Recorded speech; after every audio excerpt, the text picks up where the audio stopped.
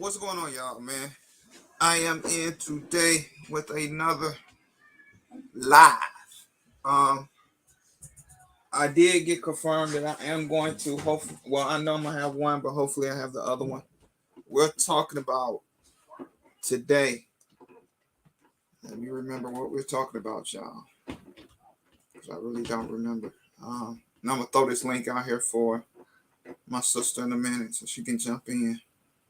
Where she agreed that she would bless me with her presence today on my live. And I want to say thank you, my sister, for that. What am I looking for, y'all? Oh, I know what I'm looking for. Do parents take advantage of schools? Do they take advantage of schools? Um, I was raised to. Let's start. Let me hit with this, y'all.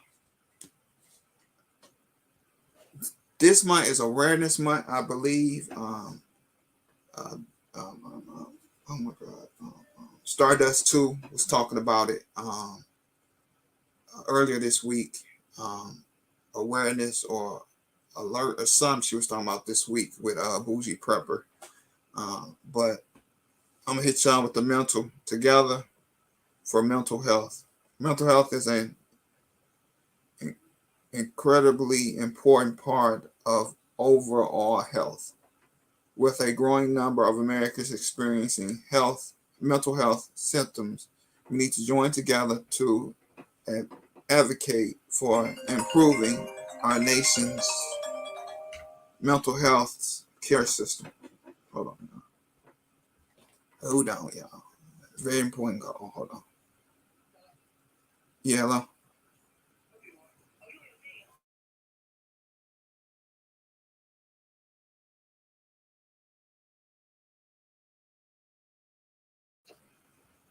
Sorry about that, y'all. I had an important call I had to deal with. So, definitely with the mental health, make sure you're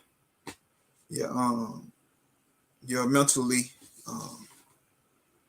right, because we have a lot of people that's unstable. And this week here in Michigan, we had a young man. I think he was no more than 20, randomly going around shooting people for no reason. And they believe it was way overdue because of mental health. So, yeah, keep your mental right, man, because there's a lot of people going crazy. A lot of people can't handle life. Let me give out some of these shout outs right quick. The Pimp, 1984. What's going on, Willie? Jason and Shannon Ewing, who I love, who has always been in my chat. DJ Play Nice, what's going on, brother? And Jovan. I'm gonna throw this link out, and let me see if I can inbox Stardust on her Instagram and see if the other person that is gonna be my sister, the Pimp 1984. She's going to join me with this conversation because she works in the social industry. Career dealing with children, which you have to be a special person to deal with a lot of these children because a lot of them come from broken homes. People claim they love them, but harm them. They don't get any help until it's a little bit too late. And I was trying to invite Stardust 2 in. Let me see if I can catch her on. Let me drop this link for my sister. Is this it? I don't know which one she is. Let me not inbox her. Let me hit her up on YouTube and see if she's in here. Hold on, y'all. I don't know what Stardust's name is on Instagram. Stardust.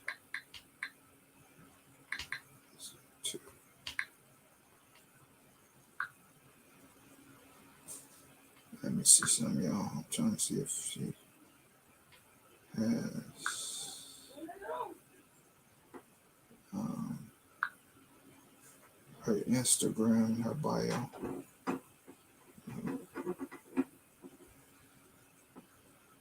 Oh, start this too. Okay, I got it. Yeah, hold on, y'all. So I can drop this link.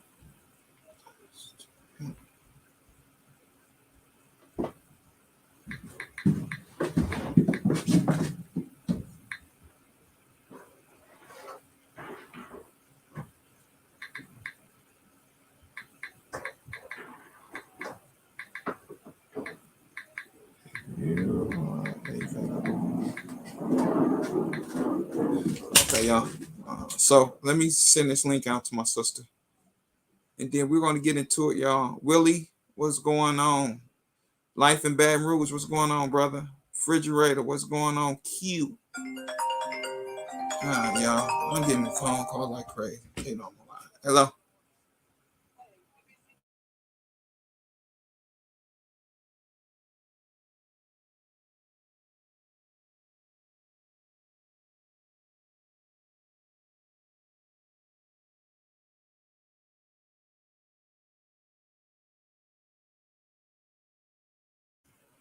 Hey, Pimp, that link is out there. Give me a second. Hit that link for me so we can get this thing started.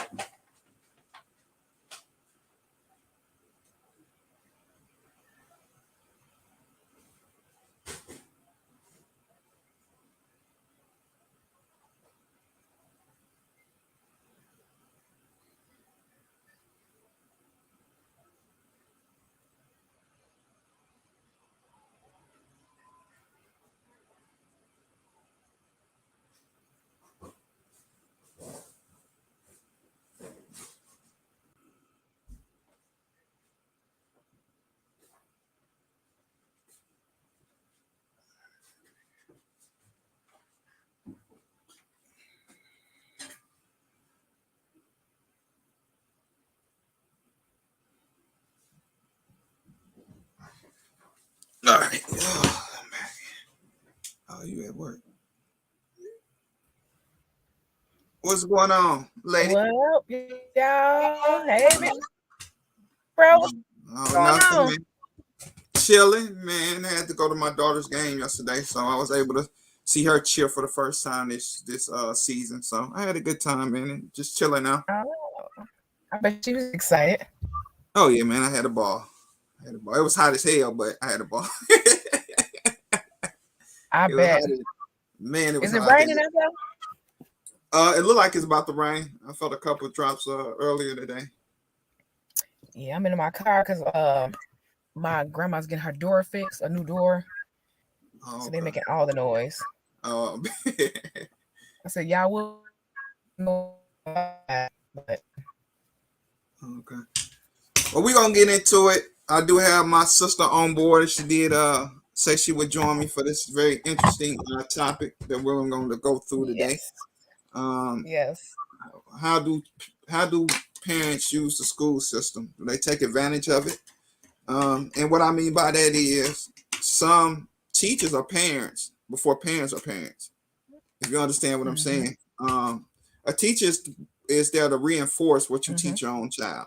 That's what a teacher's there for. Mm-hmm.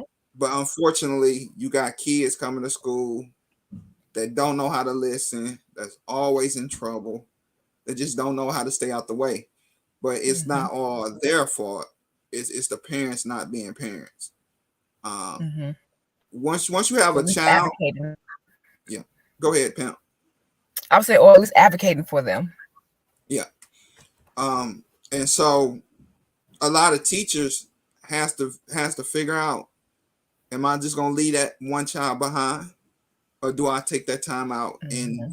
kind of put all the children behind and try to deal with this problem? Well, and not a problem, but this situation that the parents have created because the parents haven't given them structure at home. Mm-hmm. Mine's go back Tuesday, so mine ain't been in school. They had a extended summer. Let me just say that. Oh, really? They had Okay. an extended Chicago actually summer. went back early. Yep. So my eyes don't go back until Tuesday. So with mine, they know if a teacher, a principal, anybody call me talking about they got a problem with you, you know what time it is. If I got to get off work to come up to a school to deal with you because you can't do right, me and you got a problem. You are there to Absolutely. listen, sit there, listen, learn, and learn as much as you can. And if you have any questions, you pull that teacher aside. If that teacher does not want to answer your questions, you come back and let me and your mother know. We will handle that part. But as far as your job is to be in school, listen, learn, and do whatever that teacher tells you to do. As you being a social worker pimp, what's most of the problems you believe stems from kids behaving in school the way they do? Well, honestly, a lot of it, we got to kind of take it back. Go ahead. Because a lot of it comes back to when basically the father left the home. During the 50s and 60s when we needed public assistance, the father couldn't be in the home. You see what I'm saying? So you lost that, I want to say, not necessarily structure, but that discipline, that force in the house. Because when school first started, which started back in Egypt, it was meant for the family to learn together. So the sons did whatever their fathers did, whether that was welding, carpentry. The daughter stayed home, did the housework, the laundry. You actually was educating with, self, the family as a whole. But once they took the father figure out the home, it's hard for the mother to be disciplined, maintain the household, go to work. That's where the structure kind of fell apart. Gotcha. If that makes sense to you. You know what I'm saying? Yeah. Also, another factor is we took away. Now, I'm not big on, promoting people's religion to other people and things of that nature, but we took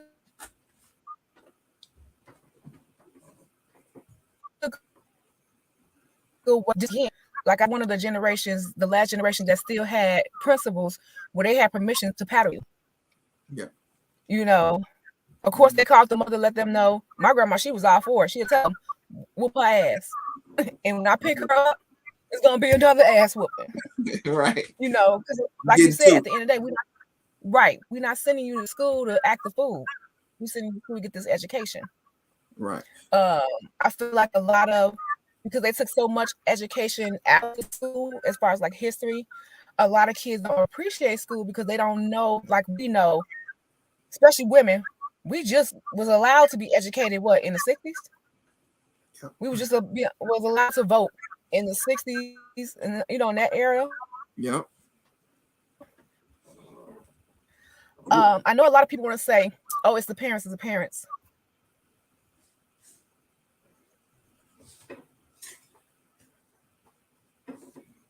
Pimp, you done got lost in all this. What's going on, Hot Tub? What's going on, Pimp named Slickback?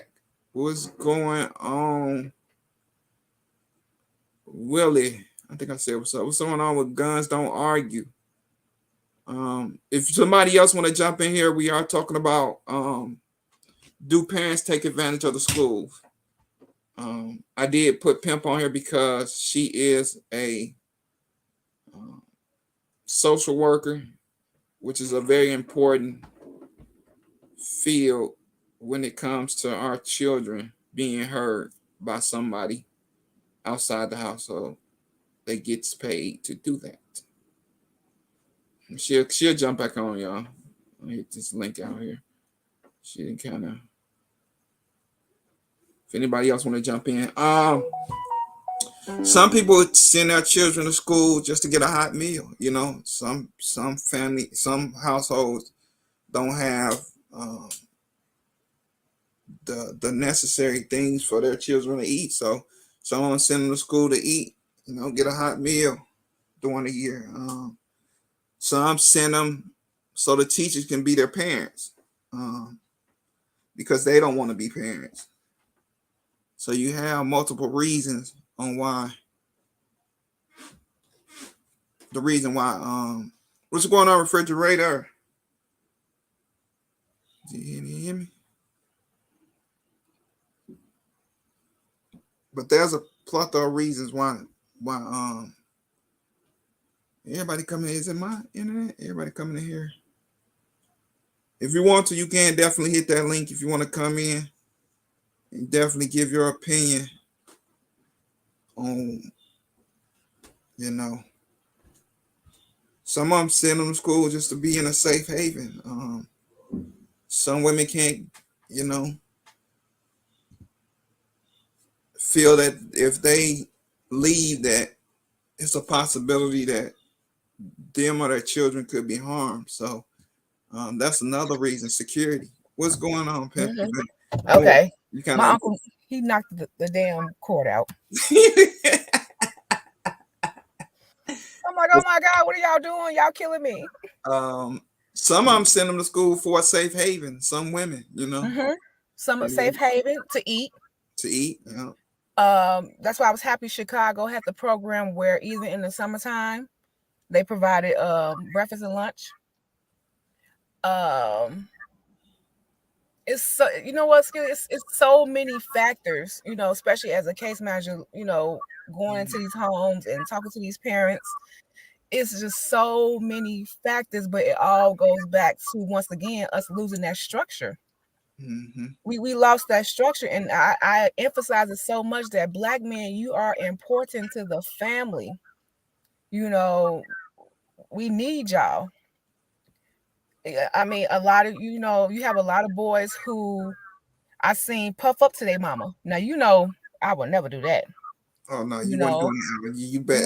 You bet not.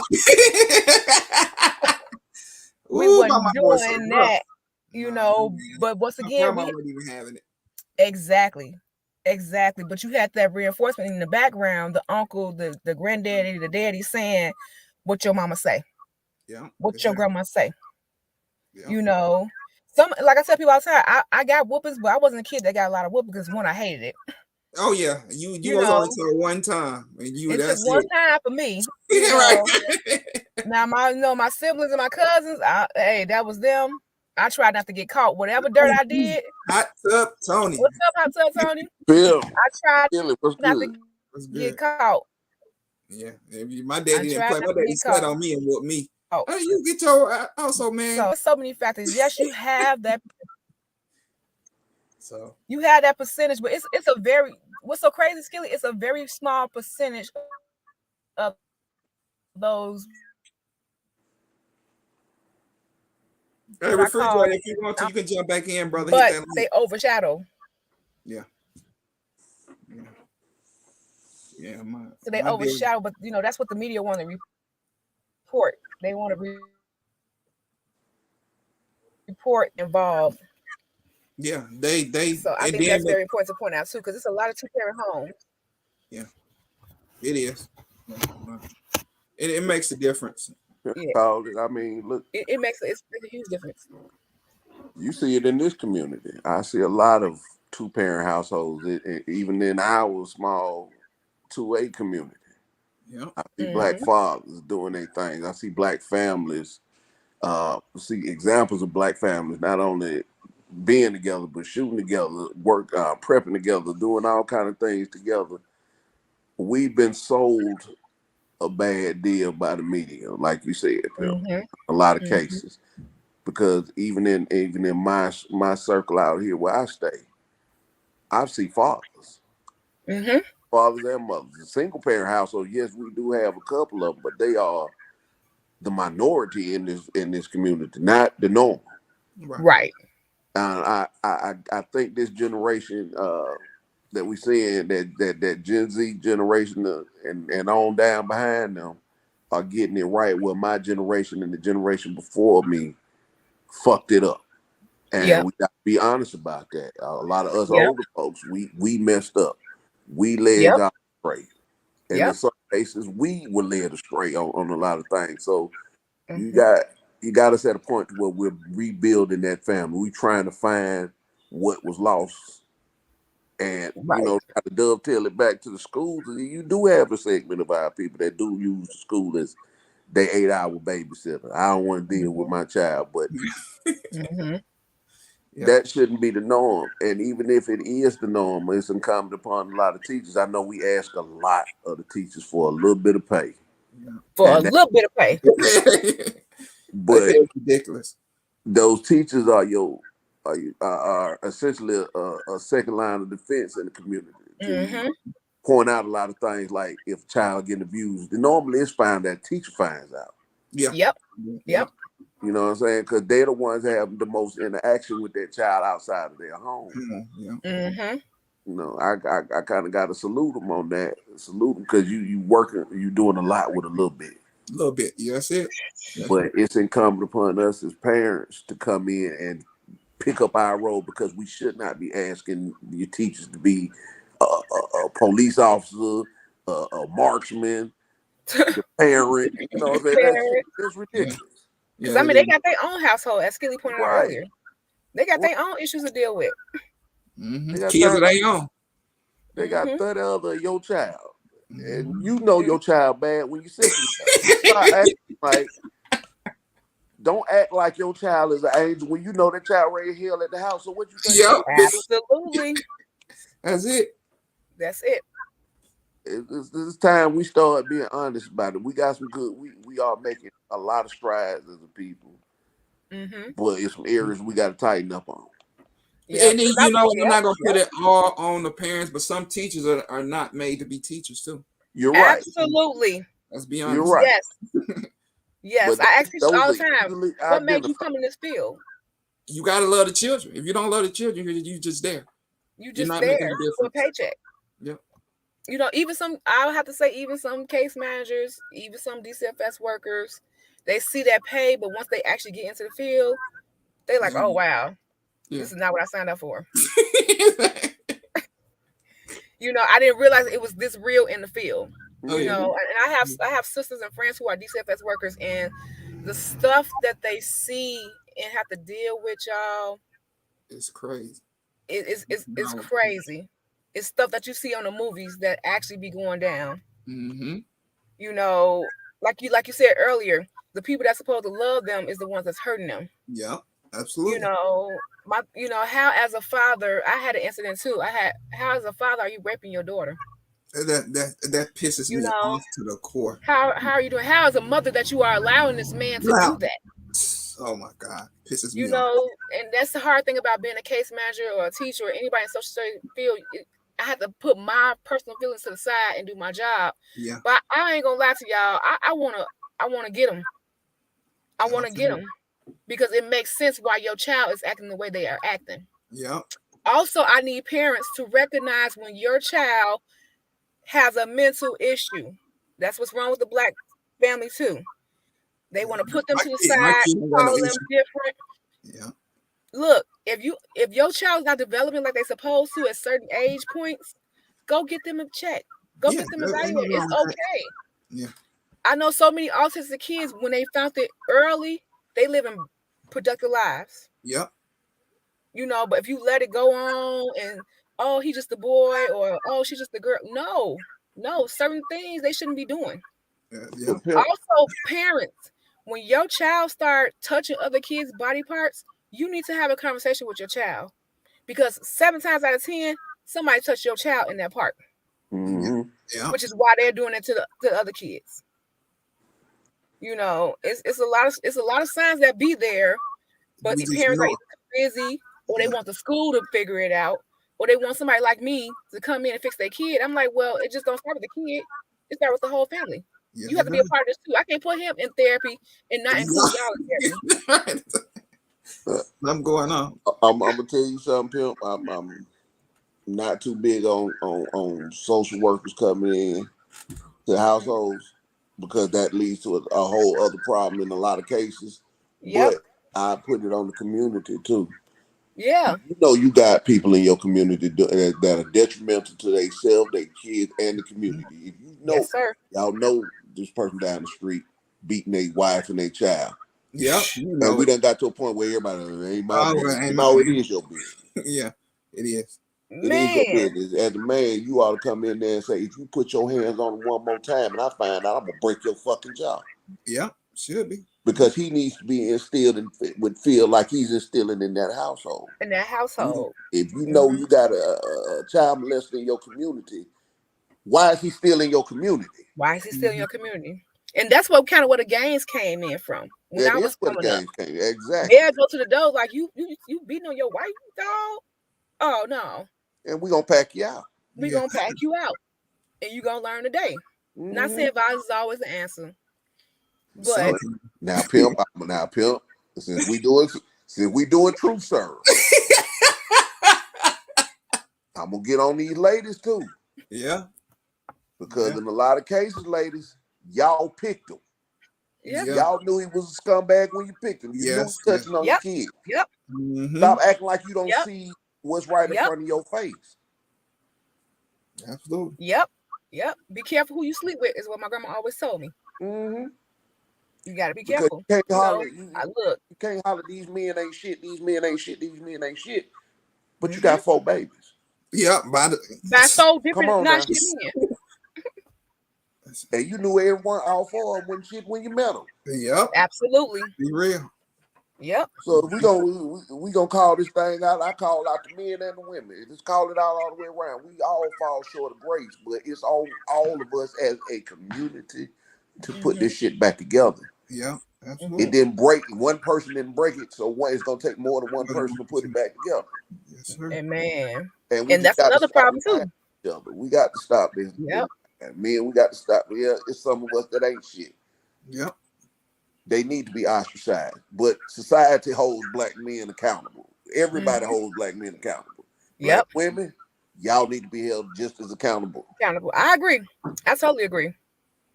Because any mother who allow a man to do that type of stuff to their child, you ain't shit either. You ain't shit either. Yeah. Let's be real. Let's be real. Yeah, let's be real. Ain't no way anybody touching on mine without having a death.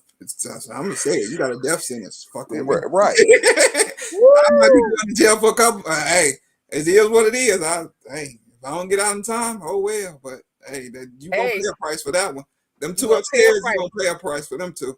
Let me tell you that now. Because I tell my nieces and nephews all the time, if nobody believe you, I'm gonna believe you. I got custody of my youngest daughter because she was living with her mama, and I found out that somebody was touching on my daughter. Oh boy! I ended up getting custody, but before I got custody, I found out who the dude was, and I did what a father was supposed to do. Oh, yeah. As you should. I had to they set me down, but they also them police officers and the judge, everybody involved in it, said, "Nah, let him go." Absolutely. He did exactly what the fuck he was supposed to do. Exactly. People, I've been asked before, what you wouldn't do for your kids. I die about mine. Oh, most definitely. I am a father. I've been a father since 19 years old. I've raised 5 children. I go to war behind my kids. I go to war with society. I go to war with the school system. I go to war with the mamas in certain situations. Because this is my legacy. These are my kids. I love them. They're going to outlive me. I want them to have the best. I want them to be in the best situation. Absolutely. But if we're not going to fight for our children, that's what we're not doing right now. We just let things happen to our kids. Yep. In some cases, they letting the kids run the household. Yeah. That's another thing. I don't understand. What? You walk around scared of your child. I never understood that. How you can't put $1 down without them touching it, taking it. You know how you gonna take? I ain't gonna take my money, boy. But that goes back to us. If your kid is doing that, what did you instill in them? Are you a thief too? Exactly. Yeah. That's because they ain't get it from nowhere. Your child didn't just jump off the porch and start thugging all of a sudden. Yeah. It's a gradual progression. Yeah, absolutely. It's always a story behind something. Especially kids. You drop the ball as a parent somewhere. Absolutely. I hate when I hear people say I can't do nothing with them. I give up. I just put it in God's hand. The hell you say? Because if it got to that point, it's your fucking fault. Yeah, you ain't doing something right, and you ain't trying to do nothing right. You ain't Oh, trying to right. solve the problem. If Right. you had a man in your life and he was trying to instill discipline and you told him he can't discipline your Okay, child, that's okay. Right. So well, goddamn it, then once that child is out of control, that's your fault. yeah, that Speak becomes on it. your problem. Speak on it. You gonna accept it. They're gonna throw the kid out there. Oh, I can't deal with him. Go to your father. No. You created this monster. You deal with this fucking monster. Yeah. When I tried to get in his ass, you go, no, you don't touch, don't. What the fuck? Yeah. I got a rule with kids that come around my kids. I treat your children like my own. Same. If you do not want your child disciplined, you better leave him where he at. Don't bring him Don't bring over it to here me. because he act out of pocket. I got there. I'm gonna put the same discipline that I put on my children. Speak on it, brother. Speak on it. I tell people all the time, you want me to watch your kids? This is my house, my rules. Like I said, I don't want to whoop your child. No, that's but not if it's necessary. Right. If it's I told be him necessary more than twice to stop something, it's about to be on then. So I tell him. I ain't even trying to say twice. Right. I'm gonna give it. You know what though? In my experience, I don't even have to whoop kids. I give them that look. I'm not when I say I'm a daddy. Yep. I give them that look. I don't care who kid. I be in the grocery store. If I see a kid out of pocket, I look around. I mean, look, motherfucker, let me talk to you. For real. For real. And I put that grown man conversation on him. I ain't got to lay a finger on you. He gonna get his ass tight. He gonna tighten up. He gonna tighten up. Because I get that all the time too from parents. Well, how come my child listen to you and this and that and this? Ma'am, because you dropped the ball. Right. You allow certain things to happen that should never happen. And now he or she think that shit is okay. Yep. And they gonna throw it in your face. Well, you let me do it last time. Yeah. Or some parents so busy keeping up with what other parents doing with their kids. You can't do that. Your kid ain't that kid. Nope. You ain't that parent neither. You ain't that parent. But all kids crave discipline. Oh, yeah. I don't care how bad a child is. They crave discipline. If they didn't, gangs wouldn't be prevalent. Gangs are structured. They have discipline. They have rules and regulations. If that kid can follow a gang, he can follow rules in the fucking house. Yes, he can.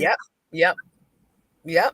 So if your child is, I can't stress this enough, if your child is out there, you allowed this to happen. You can't come running to somebody else and say, get my child under control. You get your child under control. Because no matter what I do, he might act right around me. And I got several of them out here. They'll act right around me. When they turn that corner, they different. And they see me sitting on the porch, they tighten the fuck up. All that cussing and smoking they doing. They putting out cigarettes. They stopping cussing. Hey, how you doing? Soon as they go back around the corner where you at, they should be scared of you, not me.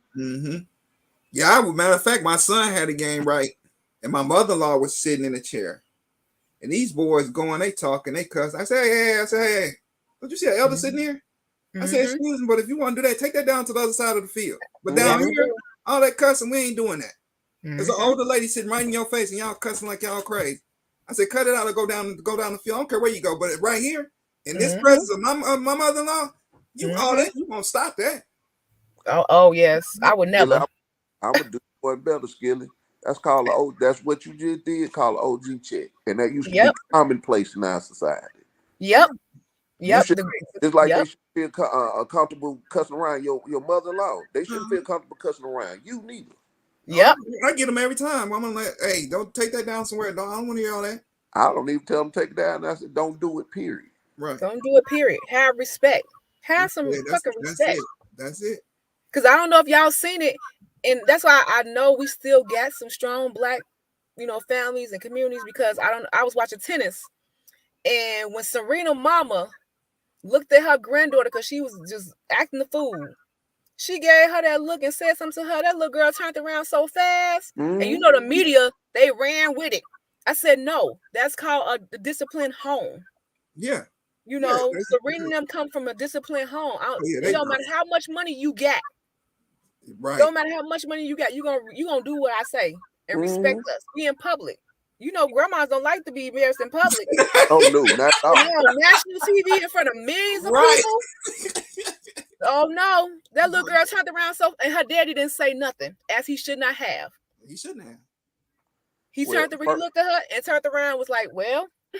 First and foremost, Daddy should have instilled that. You shouldn't even have to shouldn't have got to grandmama to exactly. Shouldn't have. Yep. We need, as men, and I don't care what side, what demographic you come from, as fucking men, we need to get back to being men. Men. Yep. You're absolutely right. Grandma shouldn't even have to say nothing. Even with T.I.'s son, I'm like, well, T.I. and Tiny, this y'all fault. I want to because y'all allowed him. Fuck up and whoop his yes. Yeah. Hell yeah. And then the point that T.I., he gonna say some shit like, well, you shouldn't be arguing with people who ain't on your level. No, fuck that. He was arguing with a grown-ass woman and a grown-ass man who at their job while him and his friends being disrespectful. Talking about they're about a restaurant. Little boy, who are you? Right. Yeah, that's like you said, his daddy them values that was instilled in. You know, but that's the crazy part. T.I., when T.I.'s sister was alive, that would have never happened. Because she raised T.I. and she helped raise his kids. And those kids was on, even King. Yeah, he'd have his little tantrums, but she would put him in place. I swear, ever since she passed away, it has just went down. That was never her responsibility, Pill. It never was. It wasn't. It wasn't. It definitely wasn't. In the day, you can't. I don't care how much money you got. You can't, if you out there popping pills and fucking everything. Moving, you drop the ball on your chill. Yep. That's T.I. I blame T.I. for that one. That's all. Yep. And that's what I said. I said I blame T.I. and Tiny because that's y'all child. Mm-hmm. And let's be real, he got some stuff going on up there too. Oh yeah. That he needs to deal with. Yeah, absolutely. Because all your kids are straight. Like your older son, college. Your daughter, college. Your youngest son, he get top honors. Your little baby girl, she's a singer, talented. But then you have him because y'all never addressed what his mental was when he was younger. And now he 18. You can't do nothing with him. They can't do nothing with him. Well, they can, but you can always do something with him. No, T.I. said it's on him. He said if his son chooses to act the fool and want to go to jail, he said he talked to him, the uncles talked to him. He keep choosing to do X, Y, and Z. So he said at this point, I don't, because number one, he end up like that because he's trying to live up to your reputation. Exactly. That's where that comes from. Exactly. You never sat him down and said, "You're not me." Yeah. I went through all that shit, so you don't have to. Those are conversations I had with my kids. I tell them up front, you don't have to go out there and be in the street thugging and doing all kind of dumb shit. I did enough dumb shit for 6 generations. Exactly. Ain't nothing you gonna do that you gonna get away with. Ain't nothing that you can pull on me. Ain't no scams that you can run on me that I ain't coming a mile away. So knowing that, won't you just? I'd rather you be an L7. I'd rather you be a square, because at the end of the day, you don't have to go through the pitfalls that I had. Mm-hmm. All right, there we go. Finally, man. I apologize, y'all. This is no, you good. You know, y'all know I'm just getting used to the live and participating actually on the lives and jumping out of the chat. So I was on the road coming back from Alabama, spending the weekend with some of my chapter brothers. Of course, y'all know I'm the Q's. I love me a Q dog now. So I had to, it was our 50th chapter anniversary. So I went down there and spent some time with my frat brothers, and coming back down the road, I said, "Oh man, Skilly, let me jump on." And come on, it just wasn't working. But I'm at home now. I clicked on the Wi-Fi, and you said, "Now we good." I'm glad to have you, brother. You know what we're talking about. What do you feel about parents taking advantage of the school? So for me, I don't really have any kids, and you know what I'm saying, most of my nephews and cousins and stuff like that are really, really small. But I coached Little League baseball for a few years right before COVID hit. And one thing I noticed is that there were some parents that was like just dropping the kids off, like just drop them off, and then when practice over, we waiting like, man, where your folks at? Yes. And you could tell the difference a lot of times between the kids' attitudes Some of those kids were very well mannered, and you know, they really listened to you, and you could tell that, you know, sometimes as a parent it take a village, you know, and so some people are used to being, you know, some kids are used to being kept by people, and so they are well mannered, they listen, they still kids, right, and they gonna do kid stuff, and when I was coaching, they was like, we were 5, then 6, then 7. You know, so, you know, these are young little kids that, you know, they're not going to really sit still like that. You know what I'm saying? No. And so it took me a while to kind of to learn the difference between somebody that was like acting out and somebody who was just, you know, being a kid. But, you know, it's definitely very important, man. I was very lucky to be, you know, the product of a 2-parent household. And my parents were very active in my life, both academics and sports. So, you know, it's hard for me to kind of understand like how some of these parents get into the positions that they're in, but you guys kind of really hit on a lot of stuff. Like you say, that the absence of the fathers in some homes, you know, the fact that, you know, again, some of these women are choosing these bum ass dudes, you know, nigga, every nigga ain't shit. If all you getting is ain't shit niggas, maybe you ain't shit. You know, and that made it hard for me back when I was kind of dating, you know what I'm saying? And it's like, I didn't like dating women with kids because you get into that situation where I'm at your house kicking it and these little motherfucking rugrats is tearing shit up. And I'm just like, you not going to do nothing? Right. I'm like, you know, you know, what do I do? You know, this is my first time over here. You know what I'm saying? I really not even sure why you introducing me to your kids in the first place. That's the one. You know, it's like too soon. Yep. Right. And then you know what I mean? And that's how I think a lot of times sometimes these people get into these situations where you're so comfortable that you're not even aware of what these people are really doing, you know, before you introduce them into your family and to your home environment. And that's just, you know, it's just kind of how it is. And I think a lot of parents got caught up in the, I want to do better for my kids than my parents did for me. Yep.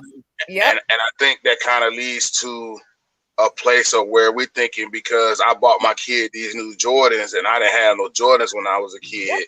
I'm doing better for my kids but you out here working, breaking your back, you know, taking these chances, trying out here hustle to get some damn shoes that these kids don't really, the grand scheme of things, you really don't need no Jordans. The first pair of Jordans I had to buy myself. And I was like 30 years old. And I was just like, damn, I never had no J's, but Macy's got some on sale, so I'm going to go on and scoop these joints up. You know what I'm saying? They wasn't the hottest, freshest, brand newest, but it was like, you know, I had a little bit of pride to say, okay, I done built up my life enough to where I feel like I can responsibly, as an adult, go out and buy these Jordans. You know what I'm saying? I understand the value of buying these. I could have went and bought some brand new, the hottest, you know, whatever they first dropped right out of Foot Locker. But you know, as an adult, you have to decide, you know, and I think that's kind of where we kind of got led astray a little bit in some cases. You know, we so concentrate on giving a lot of these, and a lot of these young people are kind of, I can't think of the right word, when they're expecting things. Entitled. Yeah, they're really entitled and don't understand that, you know, it takes a certain amount of work that you have to put in to get these things. But because your parents out here busting their heart, killing themselves, trying to buy this stuff for you and giving it to you, and a lot of times they ain't even have no responsibilities. Like these kids aren't, you know, you're not watching your younger brothers and sisters. You're not cleaning up around the house. Like you don't have chores. Like you don't have those type of responsibilities, you know. And I think that's part of how we kind of got to this situation. But you know, I think it's definitely very remediable, you know, and I think it's going to be full circle. You know, eventually these kids that are struggling are going to realize, like, hey, man. Yep. Because I ask my kids all the time, what would you do if your parents is not here? How would you survive?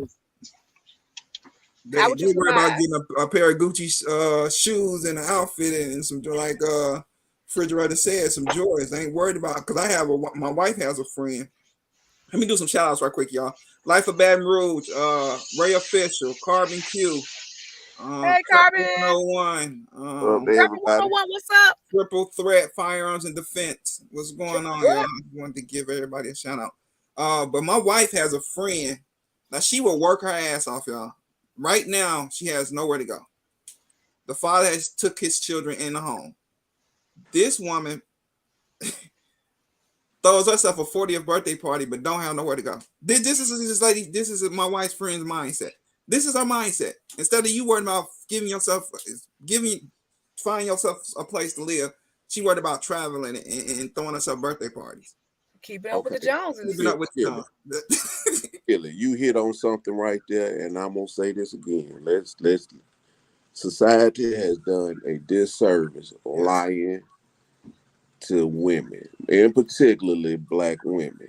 Yep. They have told y'all this, that you black girl magic, that you super strong and you can take on the world and you don't need this, you don't need that. Meantime, every other society is operating in a family dynamic. Let's stop this fucking lying to each other. That's the main thing. It's accept where we at. Let's get it all out on the table. We in a fucked up position. Yeah, and that's crazy, man. Like in our community, man, the media has just, across the board, just really done it to us. You know, they make us feel like as an African American, having a gun makes you a criminal. You know, they make it seem like you say, the women, you don't need the men in the household because you're so independent. Yeah. And it's just like, I just the mentality of just of the younger generation, like they don't want to listen. You know, they don't want to take constructive criticism. Everything that you say to them, if it's not positive or if it's not in line with what they're doing, they consider it disrespectful. And we're seeing it across the board. It's in the music. It's in the. I'm gonna say so too. If they don't respect us, that's our fault. We got to give them something to respect. They don't respect you. It's something that that's the one, Tony. Respect them. Absolutely. I tell dudes all the time, I don't want to be independent. Shit, come snatch me up. But I have to be, because like you said, if I'm doing more than you doing, and all you doing is sitting home playing video games, why would I want to be bothered with you? I play video games too. Don't get me wrong, but I also go to work. I also don't live in my mama's basement. I also have my own car and get to work every day. You know, and you got the potential, but you choose not to because because past relationships, maybe women did take care of you. But no, sir, a woman not supposed to take care of you. You're right, but and this I gotta go back to the women. Stop dating them type niggas. Stop dating them type dudes. Yep. Once you identify that that's where he at, you can't make him into a better man. You're not gonna make him. And that's what they try to do, Tony. They try to make him to a better man. Let him be. If he's staying at his mama's house, leave his ass at his mama's house. Yeah, because K. Michelle made a valid point when she made that song. You can't raise no man. You saw the hell can't. I'm gonna tell you something. You want to change society right now? Change the mindset of the women. Because dudes gonna do whatever it takes to get some pussy. Yes. If women hold sit across the board and say, hey, I don't want you unless you L7 square, you got a regular job and you do it for your family. Guess what you're gonna have? A whole generation of people that's trying to switch up. But as long as the women were saying, I want a gangster, I want a thug, I want a dude that can handle this stuff, that's what the dudes gonna portray. Whether they out there or not, that's the front they're gonna put on. But I think that's a little bit dangerous too at the same time, because right now a lot of the society is about women. When it comes to men, it's about, you gotta have money, but it's about how much money you spend. Yeah. It's about buying me this and paying for that without them really giving you nothing in return other than sex. Now, that's important.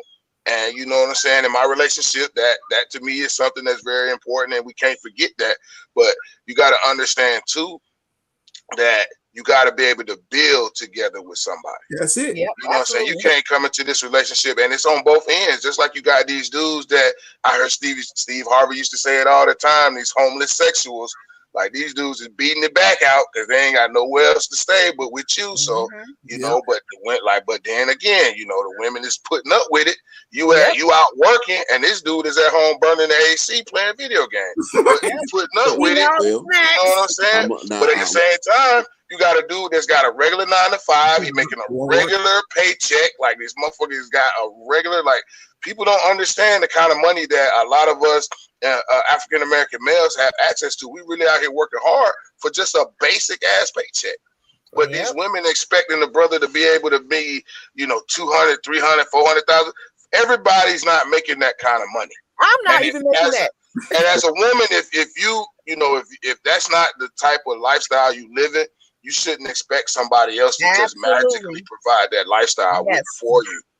Yes, that's something. I totally agree. I'm gonna tell you something. I'm a father with daughters, and it's a little different perspective, bro. I see where you coming from a single man perspective, and to a certain degree, I do agree. But I don't want my daughters with no broke ass dude. I don't have no issue with women wanting dudes that have earning potential. That's not my issue. But if you know in your heart of heart, everybody's not gonna have, like you did say, everybody's not gonna be with a person that make $200,000 and $300,000. That's a small segment of the population. So now you got the majority of the women, instead of doing like they used to and get a dude that's more comparable to where you are in your life and y'all build together, everybody's going for this small segment of dudes. So that's an issue in and of itself. You didn't come from that. You never seen that. You never had a Birkin bag. You never seen one in person. You never ate at these certain places that you going on dates and expecting the dude to do. So if you couldn't do it for yourself, if you've not had a history of it, don't expect it from that man. Date within your realm. That's it. Date where you at and build each other up. You never know, it can turn into an empire. That's right. Why people don't understand. That's even with me and my wife. We didn't own a house. We stayed with her mother and her father when we got married. We built from there. You know what I'm saying? Her dad, you know, he goes to work. He stay at work. He's a hard worker. Her dad recognized that in me and gave me his blessing to marry his daughter. But it's something we built. You know, she's driving a 2020 Traverse. We weren't in a 2020 Traverse when we first started dating and when we first got married, but we have built on to where she can drive something like that. And we're still comfortable. And as a people, when have we gotten to this point as a people where having an ordinary life is a problem? It's a problem. Yeah. Man, look, just like it say right here, real official. Reality TV is fucking up our people with all the bullshit. People want to live that love and hip hop lifestyle, but they don't realize what it really takes to get there. You know what I'm saying? Some people gonna be lucky. You know what I'm saying? It's very possible. It's some people out in the listening to us right now that had the potential to be athletes and all kind of crazy, you know, where the money is going to be there. But for the average person, it takes hard work. It takes determination. It takes, you know, effort to get this shit going. And even then, you know, it's never going to end. Nope. You know, most of us aren't going to inherit that Donald Trump money. You know, again, you know, a lot of it has been stripped from us because, you know, I come from my father's father was a sharecropper. You know what I'm saying? And I just know from the history of that particular area how hard it was. And imagine if he had really had access to the resources and wasn't getting treated the way he was getting treated. It's no telling what could have amassed from that. But you know what I'm saying? There's plenty of families out here that's had, you know, their whole, you know, inheritance snatched away just because they was black and successful in a place and a time where didn't have to have no reason to take that away from you. So you know, it's very important that, you know, trying to get back to that, you know, to where families like Hot Tub was saying, you know, the community, we got to start holding each other responsible. Well, what's going on, Corey? Chopping it up with Chin. So I got a question for the men, because I think a lot of women need to hear this. What are your expectations from us? What do we need to do? as long as you feed me, Exactly. fucking me, and you taking care of these children, everything else I as a man will handle. I deal with, and that's it. I will take every sling, arrow, every bullet that comes in the direction of this house, so I will take it in stride and not complain about it. As long as you are upholding your portion of it. Yes, it is. That's it. I will make sure whatever need to be done, get done. Y'all will never lack. Now, that's gonna be a situation where I can get you everything that you want. Right, exactly. But your basic needs will always be taken care of. Don't know, man, and I'm gonna speak for myself on this one because I don't know where every man is. Women, y'all going out and get these BBLs and all this shit. Bullshit. We don't ask for that. We're not requiring that. I don't require you to have inch-long lashes and the newest weave. I don't care nothing about none of that. As long as you treat me right, exactly, I'm gonna rock out for you. I'm gonna do the best that I can as a man for you. And that's just my take on that. And I'm gonna say this. And me and my wife had this conversation when we first got married. Before we first got married. And I had to explain to her. She one day we was doing something or whatnot, and she said, "Well, my dad, what he did?" I said, "Let me tell you. Let me stop you right there." I said, "I'm not your daddy. Let's get that. We gonna before we even get married, we gonna get that. Not your daddy." No. I said, "I will. As long as you do what I ask you to do, I will make sure you get taken care of. I'm gonna do my best. I'm gonna do my best." And from that day, after we had that conversation, we ain't never had a problem with her mentioning her daddy. And I will say this, and I've told my wife this on many occasions. When me and my wife started talking, and we both was working. We was working bullshit ass jobs, Dollar General. And I said, "You go to school. I'll take on the responsibility as the financial provider." She went to school, got herself some certificates. After that, I told her, well, we had to end up having kids after she got done with school. I said, well, take care of my children until they get in school, and I'll take care of you. She did that. Now, to this day, she decided once the kids got to school, she wanted to work. I said, well, if that's what you want to do, go right ahead. I'm the person not to stop you. So for that, she's driving a 2020 Traverse because that's what she wants. She was driving a 19 Journey. She wanted to turn it in. I said, well, it was supposed to be me coming to get a car within the next 2 years. I said, if that's what you want to do, we'll do it. We'll do it. She went and got her Traverse. So after that, and I tell her all the time, just cook, feed me anything. I don't care what you cook. I'm gonna eat anything. I'm a man. I'm gonna eat anything you cook. Pretty much. Just cook it. Pretty much. Take care of my kids and make sure the household is good, and anything that I could possibly do. As far as taking care of you, I will. And ever since then, we've been rocking out since. And we bought she wanted a house. We both decided we wanted a house. You go look for the house that you want. I put the loan in. I pay the mortgage on it. You make sure you take care of the house. Take care of the inside. I take care of the outside. That's all I ask, man. I'm not a hard guy. She do what she wants. She go where she wants. She travels when she wants to travel. That's all I'm asking. Make sure my house is clean. Make sure my kids are taken care of. And make sure something on the table. And I do everything as far as I in my power to make sure this household can get taken care of. Yeah, see, for me, man, my perspective is a little bit different. I'm in a relationship, but I'm not married. So, me, I came from a household where both of my parents worked, and they always worked. So, I'm not necessarily a fan of I'm gonna go pay the bills and you just stay at home. You know, I'm one of those type of guys that I prefer a woman that's a little bit independent, that, you know, can bring something to the table and has a certain type of work ethic. Now, you know, that to me is the biggest difference. I can cook for myself. You know what I'm saying? I ain't, you know, when it comes down to it, I can clean for myself. Now, do I prefer a woman that's a little bit more homemakery than not? Yeah. But you know what I'm saying? It's important to me to be able to build together, and from my perspective and how I was raised and what I experienced, it takes a 2-income household to kind of do that. Now, you know what I'm saying? I ain't afraid to go out here and work and break my back and do whatever I got to do to, you know what I'm saying, when it come down to it. You know what I'm saying? And I know as things change and as I kind of lean towards, you know, in proposing and thinking about marriage and stuff like that, I know that may change. Because to me, once I'm married, then that kind of carries a different responsibility.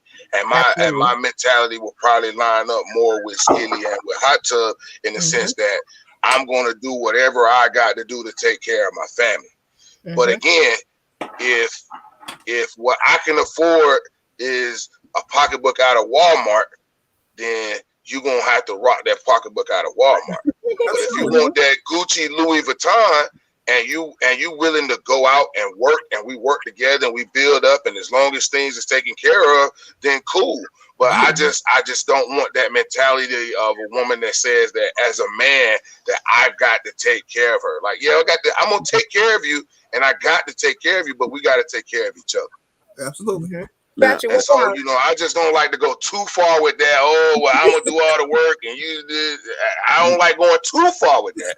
You do what work for you, bro. Yeah. I don't care about that my way is the best way, Skilly way is the best way. No, you do what work for your household. I just for anybody, because at the end of the day, you the one got to deal with what's in that house, not me. Yeah, absolutely. I'm just giving you from my perspective, and I'm gonna double this back around to us as the men, since Pimp threw it out there for. You can't expect these women to submit to you if you ain't gave them nothing to submit to. Right. On the following line, you got to show them. You can't walk around the house saying I'm the man because you got a swinging dick. What are you doing to show her? Say that shit. We got bullets and roses, baby, that can make me come nowadays. So. Right. And that's my thing, man. Even these guys that hold on, Pip. Let me tell you something. Bullets and roses can't grab that hair, slap you on your ass, flip you around, and kiss you. You right. I love you. That motherfucker can't do without it. You right. But you gotta understand, there's some motherfuckers out here that don't do that. So that's why these women end up with these roses and shit. And like I said, I'm not opposed of a guy that, you know what I'm saying, and there's been some and it's just the way the economy is. You know, sometimes it's a little easier for a woman of color to get a job than it is for a brother of color, especially if that brother may have some kind of history. But okay, if that's the way the thing work out, and you know, if maybe you got a job, but the lady has really got a real good job, you know, you just got a regular job, but then you still got to hold your own and be a man in your household and take care of certain shit that a man is going to take care of, you know, and then ultimately it doesn't necessarily come down to money, because you could be with somebody that can afford all the riches in the world, but damn, when you leave the house, you empty the trash. When some shit broke, you fix it. You know what I'm saying? When she need that comfort, you're there. And that's twofold on both men and women. So we gotta start realizing in society, you know, not to be focused on the materialistic so much. You know what I'm saying? Because we could live in a mansion, but would you rather have a regular size house and your man got time to spend that be here with you and your kids and your family? Yeah. Because it takes all that shit that they value. Get out these motherfucking phones. Stay off Instagram. Stay off Twitter. Because they selling you. Everybody's out here selling the fucking dream. Everybody got their cameras on. They having the time of their fucking life. Everybody out of control. Ain't nobody regular no more. Right. Well, on behalf of the regular people, I'm regular as fuck, and I'm gonna tell you. As fuck, my nigga. And you know, like I tell men all the time, women will naturally submit. You ain't got to fight that. We will naturally as long as you show them something that's being worth give us something to submit to. A lot of these knuckleheads run around here like Hot Tub says, dick swinging, but you ain't bringing nothing to the table. Well, I'm the man. You take it from the table. You eat my snacks. You know, right. At least build the table, goddamn. At least make sure the table clean and shit. Like, you know, I feel like, and I'm one of those type of guys, like, whatever the case may be, whatever type of support that your family need. Like, if for me and my household, like I said, my mom and dad both work. My dad was one of those, you know, straight up country bumpkins, you know what I'm saying? But at the same time, you know, if the dishes need to be washed, he wasn't gonna not wash them. Right, exactly. If we cooking and, you know, if mama had a PTA meeting and me and my sister was ready to eat, my daddy's gonna make sure we get fed. You know what I'm saying? He's not gonna just leave that shit up to my mama. You know what I'm saying? So to me, that whole, you know, kind of like super traditional value in today's economy, and I think a household needs two income. You know, need two income unless somebody just really, you know, really balling. You know what I'm saying? So yeah, I mean. Yeah, but then it go back to that village as well, because like Skinny said, his in-laws allowed them to stay so they can build their nest and support them while they was building their nest. But then his in-laws had to be stable enough to even have a place to offer them. Yeah, exactly. We had aunties, and that's what I do because I don't have kids either. But as an auntie, I know my sister and my brother-in-law, they work a lot, so I take my nephew to basketball. I help, you know, watch them. I take them off their hands for a couple of days just to get the parents a break, because you know parents need breaks. Right. Y'all go through a lot.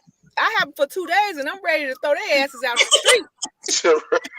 You know, I mean, and they just being kids. They're not bad. They just being kids, and they want you to play tea house and watch them watch basketball, watch them play the video game. I'll be like, oh my God, please leave me alone. You know, so. You know, I get it. I'm talking crazy. But yeah, what's good, Hot Tub? Go ahead, bro. I'm gonna tell you this, bro, and I get where you coming from, because where you at.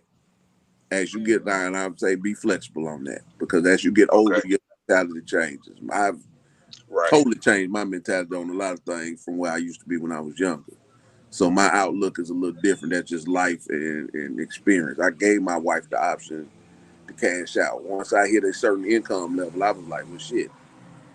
Right. And I can dig that. You coming home and saying that, well, I don't like my job. I don't like the people. What you working for? I ain't asking. Right. Now I'm going to say this. Sometimes the stress ain't even worth it. I will say this to Pimp. There's certain shit that I ain't finna do. I'm watching it. I'm gonna tell you, but I told my wife up front, I'm not gonna do this. You gotta be. I'm not gonna make it just all the way comfortable for you. You're gonna have to do something. Goddamn it. Yeah, absolutely. You take care of the household. I'll make sure I have my bag, my Birkin bag, and my J's. If I feel like if I got to work all day and then get the dishes and then do the cooking and I feel y'all on that, what the fuck I need you for? Yeah. So certain shit you fall into, but what every household is different. You will naturally fall into, once you marry, you naturally fall into your roles and what y'all gonna do. Y'all gonna test each other's boundaries at first. Yeah, that's it. Then once y'all see, well, okay, I did this and I don't like that reaction that he gave me. Let me not do that no more. It's about the communication. He gave me. So that's a natural progression of any relationship. But you got to get there. Yeah, I'm seeing so many people give up before they even get to that point. Before they even start. Right. You know what your grandparents and our great grandparents dealt with? Them women and men dealt with a lot, not even from society, before they come into the house. So they didn't have that luxury of saying, he get on my nerves, I'm gonna be out. Nope. Right. Right. He don't take. I don't like how he snore when he sleep. I don't like this about him. But you do that when you laid down with him the first time and you fucked him and you fell asleep. You knew he snored then. You woke up like, what is the hell is that? Right. How about helping the man figure out what the problem is? Maybe he got sleep apnea. Maybe he needed sleep apnea. Exactly. You know what I'm saying? Maybe take care of him instead of making sure. Hey, if I get to snoring, it's happened before. I'm only get up say, hey man, where your CPAP at? Like, why are you over here? You can't spend the night if you don't bring your equipment, bro. Because we ain't having that. If you go to that person now, you know that about. My ex, because he snored really bad. So yes. Stop. I'm saying stop ignoring the red flags, men and women. Yeah. Most of the women, because men don't give a shit for the most part. Right. We take whatever you come to us with. Once we say I like you and you who I want to be with, we're gonna accept your flaws and all, your tiger stripes and all that. Yep. But women, y'all ignore red flags. Stop ignoring the red flag. We do, because we feel like we can change it.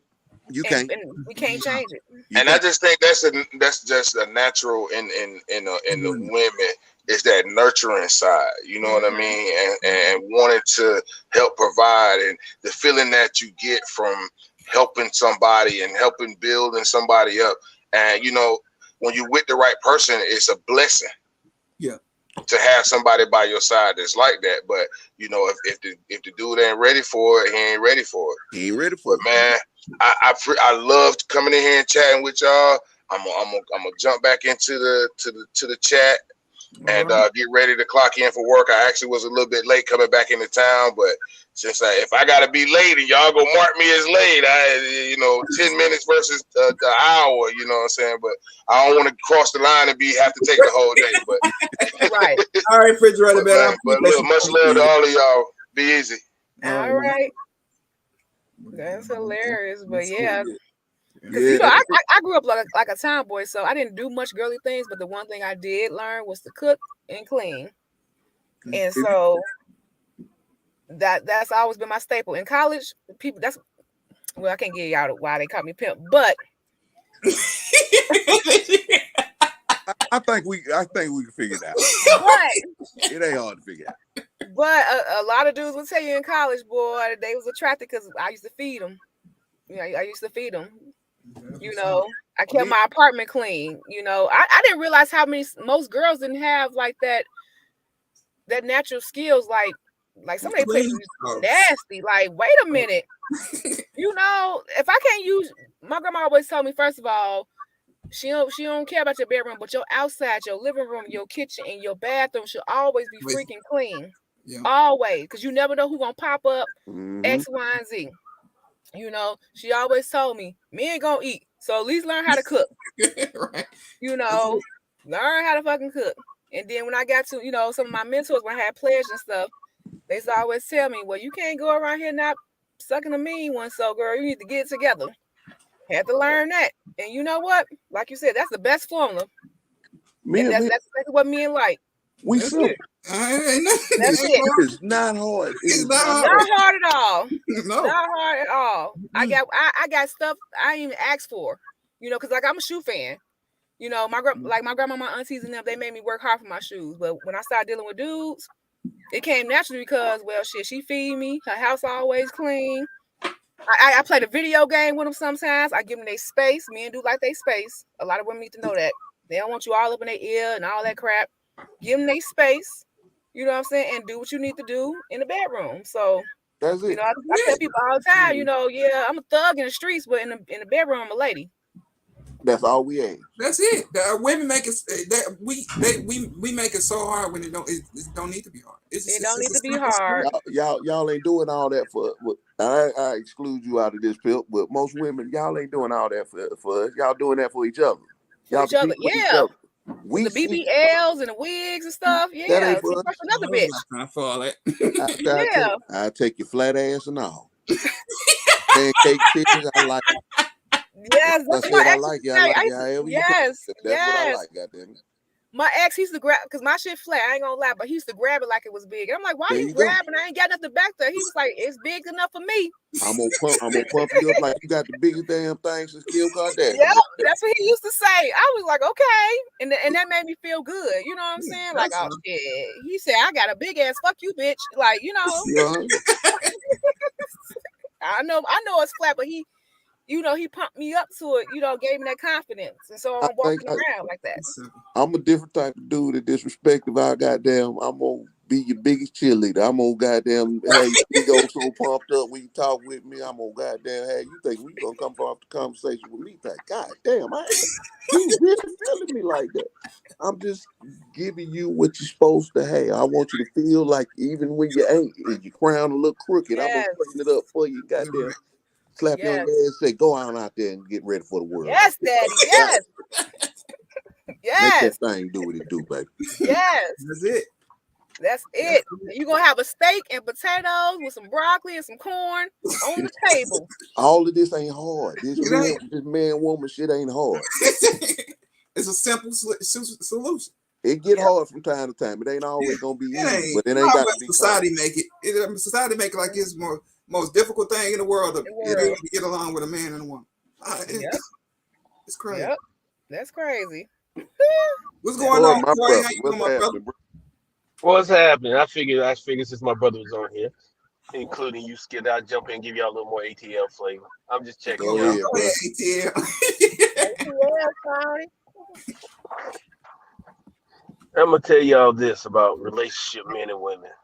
Some of us men have to understand that if that woman do it better than you, don't think you need to do it because you're a damn man. If she can manage the books and manage the bills in the house, and you a damn fool with your money, you better let that woman run your damn money. Let her run that money. I don't want to hear about I'm the man and I go get the bread. Well, hell, if you can't get the bread because you gonna spend it all on the bullshit, let her run the household. So it's I don't believe in everybody's relationship dynamics depends on their relationship. Exactly. Because you start trying to build your house like your neighbors, you might find out that both of y'all ain't gonna be one living in that house. Okay. Yeah. That's true. Bruh said the mouthful. That's what I was telling refrigerator Q earlier. Like you don't compare your relationship to somebody else. You got to do work for y'all. Every time you get in trouble. You got to do what work for y'all. If both of y'all work for y'all, then make that shit work. Yeah. Make that shit work. Whatever your situation is, I'm always side on the side of black families. Mm-hmm. A 2-parent household. Anything outside of that, I don't care how y'all raise them, as long as y'all ain't beating them or raping them. Okay. However you raise them in that house, it worked for you. As long as y'all thugging that shit out and building together, I ain't got nothing to say about it. So don't y'all say nothing about my sugar mama taking care of me. Hey man, ain't nothing wrong with that. That's a good deal for you.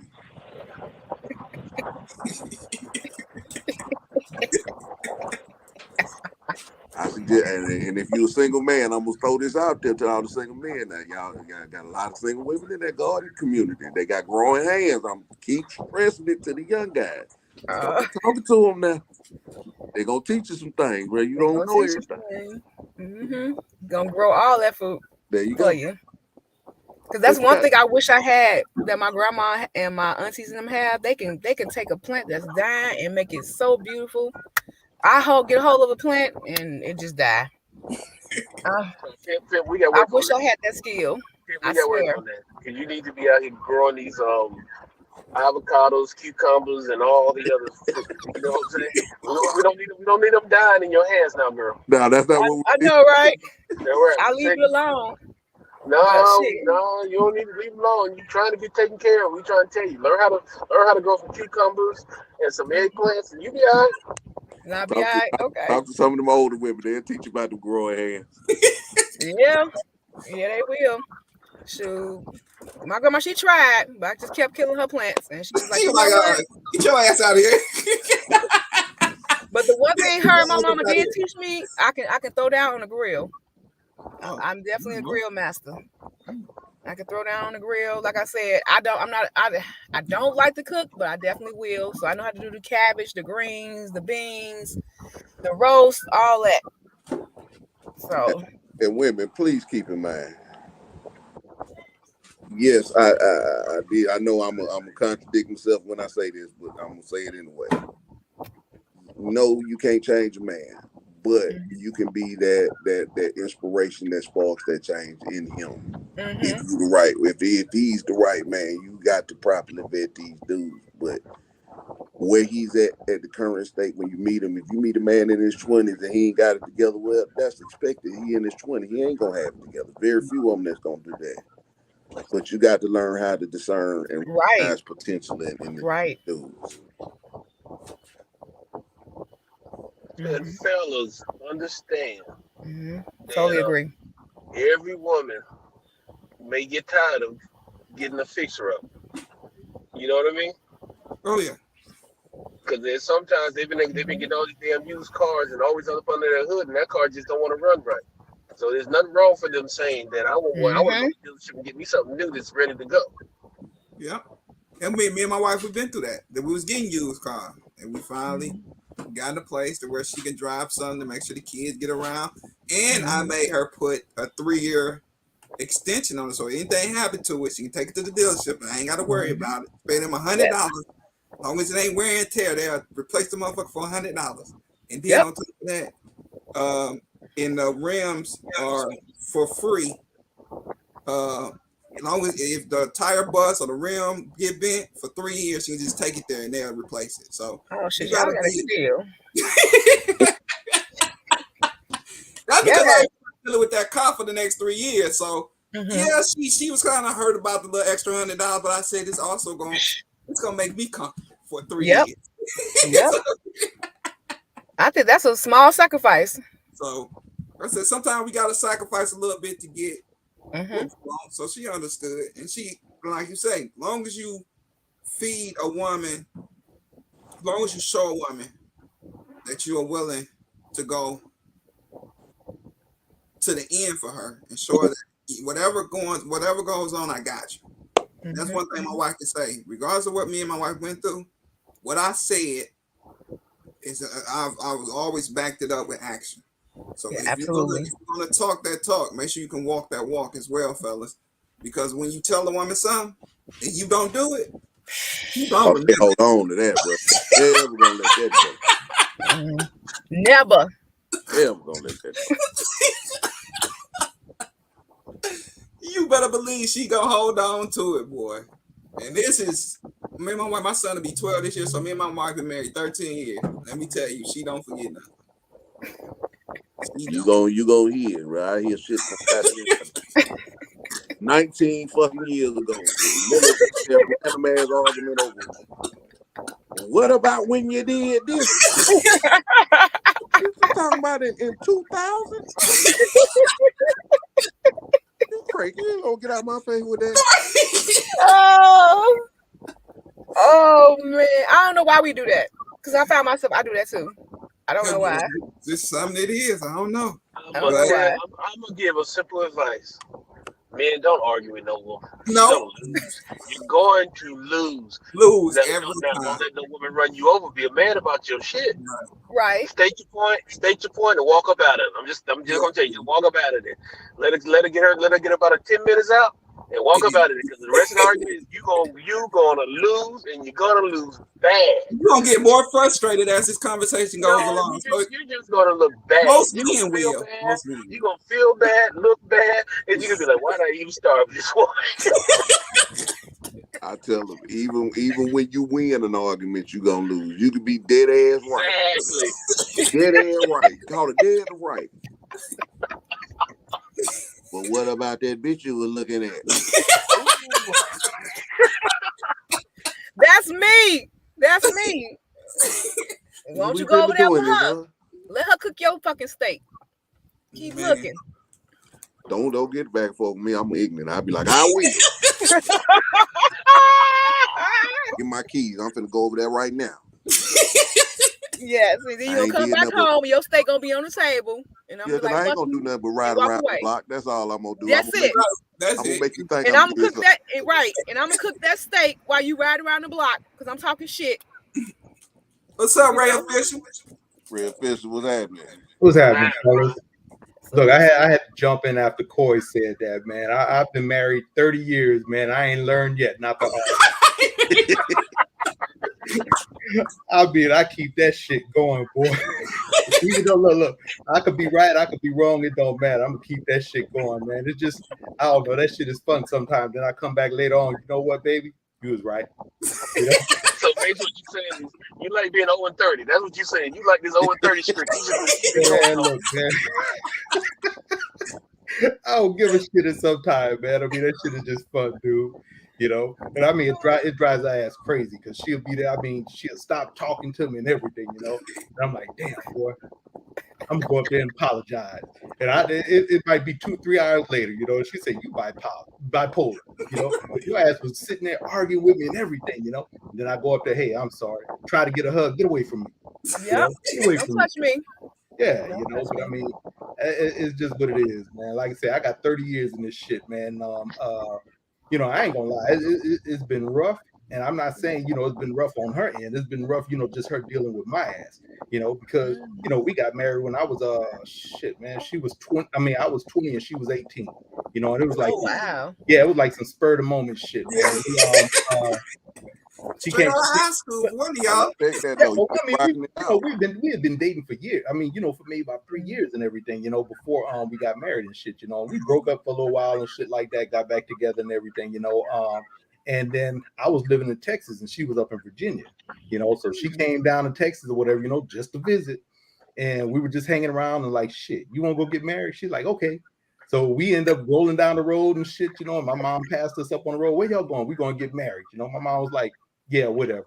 Man, we came back with that paper, man, and it's been history ever since, man. She ain't left yet. Wow. And like I said, it's we as men, we make that shit rough on women, because we just do some stupid ass shit sometime, and say a lot of stupid shit, But when you got a good woman, I mean, she's gonna be right there by your side no matter what, and Stupid and all. Yeah, all the dumb shit. That's my stupid man. That's just what the fuck we do, I mean, that's just some normal shit, But yeah, man, it's like I say, it's a journey when you're dealing with us, It's a journey, and when you got that man or whatever, who's not willing to grow over time, then that's when you got the wrong one, because like I said, he was dealing with my ass, man. I mean, I ain't gonna lie. I mean, I had my issues and shit like that. The only thing I have now, is I'm just not gonna let her win that argument. I ain't gonna let her win that shit. She'll win it at the end of the day when I come back and say, hey, you know what? I'm sorry, but man, I gotta win something, for a little while, I know she be sick of your shit. Yeah, you want to know how I deal with my wife? One day I told her, she said she calls me the most petty ass man she ever met. I said, look here. I said, hey, I ain't gonna leave you. You ain't gonna leave here. So we're gonna be in the same house. What else am I gonna do? I can't do anything to you. I ain't gonna hit you. I ain't gonna do this. So basically, all I can do is just be petty. That's And it. I'll That's wait. it. It don't matter if it's month, tomorrow, 6 years, or whatever. I'm gonna get my petty shot in. Oh shit. Yep. It'd be a cold war in my house because when we mad at each other, it'd just be quiet. Oh, And we just see who's gonna break first. And I already I talked with Cole about this the other day. Me and my wife had a bad argument. We don't have those but maybe once a year. I knew it was over with when she came down the house in the lingerie that I ain't seen in about 2 months. You're gonna walk by me and start cooking and bending over. Absolutely. Yes. Gonna reach over me, hand me that. Yep. Excuse me. I guess sorry. we ain't arguing no more because I ain't finna turn it down now. Yeah. Not what I'm finna do. How mad you think you are? Right. That's it. Telling you, man. But yeah, mine do some of the same shit, man. And I sit there and say, I know what your ass is doing. I know exactly what you're doing. But you know what? I'm passing it up. Even though, hey, look, no, wait. That's a strong man right there. That shit done. I ain't turning down. I can say I'm passing it up or whatever, but that shit is only in my mind. That's it. It's only in the mind, man. Because I'm telling you, shit. Right time, right moment. Be like, shit. All right, it's on. It's on. I'm telling you, ain't nothing like a woman pass you by with some lingerie on. I'm telling you. I tell my wife all the time when we first got married. I used to buy all type of lingerie. She wouldn't put it on. Oh, you like me in this? I said, if I bought it, shit, put it on. Put it on. Hey, I'm gonna tell you how pet I am. My wife used to have them, all y'all women had them bloomers and shit at a certain point in your life. I went in her drawer, I got all that shit and I threw it away. She went to looking for shit. Where is this? I threw it all away. But what I'm supposed to, here you go. Had a big old box of shit. I want to see you in this. Not that. We gotta keep those for the time of the month. That's why we keep them. She got her time of the month, but all that other shit, I don't like that shit. I call that shit chest protectors, man. Them big ass drawers that be made out. I'm dead. Some fucking drawers that come all the way up to your damn neck and shit, man. It's like, get that shit out of here. Oh my god. Ain't nothing sexy about that shit, man. I want to throw something out there to the ladies. Do y'all see what? I don't know if y'all catching it. We all married men, and we're telling you this is what we want to see you in. to make this work. But we all at different stages of our relationships, but we giving y'all juice and game right now. Right. Yes. And I hope y'all picking it up. I hope the men are picking it up. I hope the ladies are picking it up, because we need each other to rock this thing out to get where we need to be. Yep. Couldn't said it any better. Yeah. But now, wait a minute, Corey. But we sit there and this the thing. Now, my wife, I sit there and tell her about them fucking chest protectors and shit like that. But I see in a heartbeat. That shit ain't nothing sexy about that bullshit. No. But then she'll come back and sit there and ask me, well, why don't you wear something sexy for me and gonna pull some shit up like some Speedos? I'm like, how the fuck my fat ass gonna look at some goddamn Speedos? Put that shit on, bro. No. Put it on and give her the Balls Johnson dance. Let the dick and balls swing 2 different ways, bro. I get up on that table and I touch the Morgan and do everything else. What's going on here? Come on. Nah, bro. It's Mr. Name. Oh, God. Fuck that. I let her have it. That's it, boxing. Shit, boy, I ain't never owned a pair of Speedos and never will, man. Shit, Oh, God. I will stuff that. I will be hanging out of every side of that motherfucker. God damn it, I'm gonna put it on. She said she want to see me in I'm gonna goddamn wear. Because when I want to turn, I'm gonna put you in. I do not endorse agree with this statement. The views of Hot Tub Tony is his and his own. I am who I am. Don't judge me. Oh, God. I enjoy my bedroom activities and everything that come with it. I am a freak to the nature, goddamn. I ain't scared to say it. Oh my God. Oh, God. It ain't what he do, it's what he won't do. I ain't ashamed of it. I'm 44 years old, goddamn it. I ain't ashamed of nothing I do. Oh, shit. Yes, I walk around in that Speedo. My dick be hanging out the top. My balls there at the bottom. Goddamn it, I can't fit in it. Oh shit! I'm gonna swing. Well, it's gonna be just dick and balls everywhere. Oh, God. Oh, God. My God. Oh, now they just go lock themselves in their room. Oh, child. It's about to happen now. It's gonna be now. It's gonna be a lot of smacking, a lot of wet. Those sounds going on. Just stay in your room. Don't my God. Oh shoot. Oh shoot. My son be like, Dad, you the most inappropriate person. I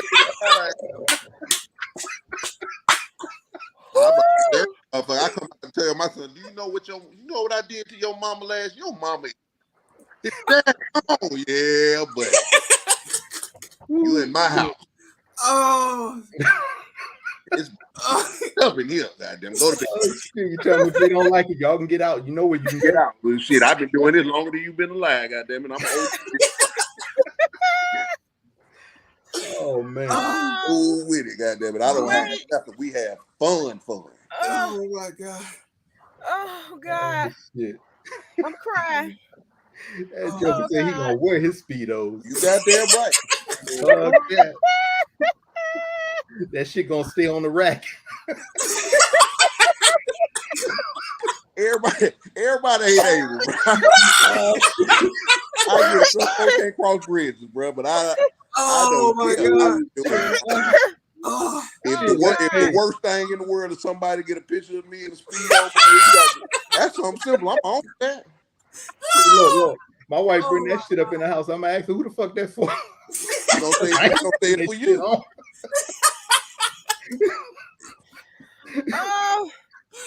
I don't think put that shit in the wrong bag because that ain't in my bag. Bro, make it do what you do, bro. Cole, what's your name?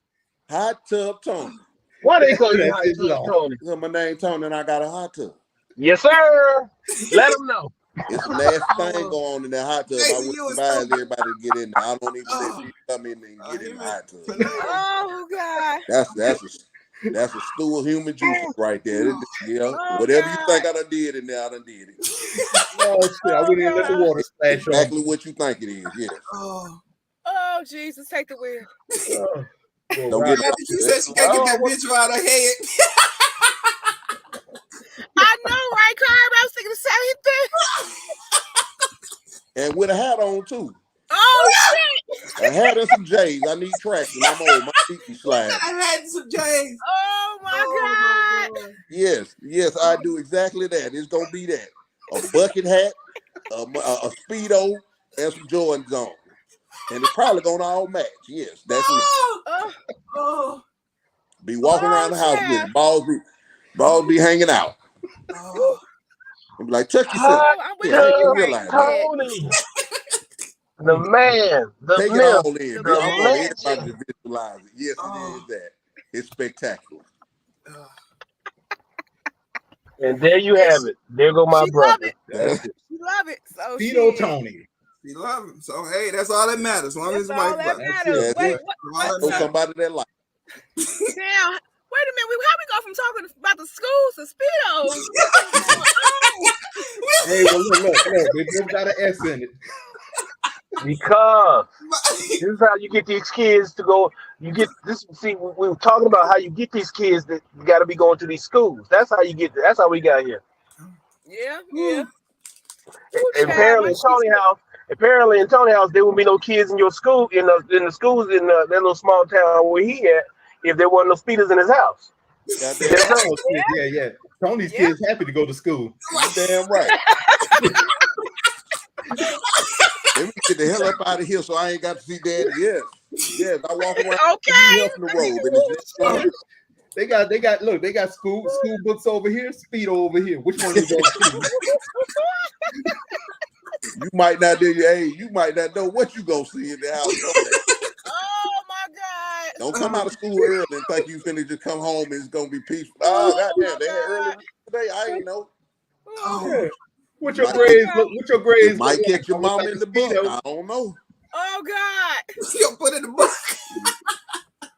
Hey, that's my wife, bro. I ain't got to explain myself to nobody. If I want to put in the book, I'm gonna put in the book. If you come home at 12 o'clock in the day, you gonna see it. Oh God! Oh shit! I see why your kids are well behaved.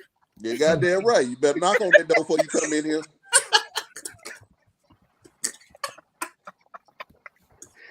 Dad, you came in my room. Me and Tony kindred as a spirit because me and him both had this one philosophy.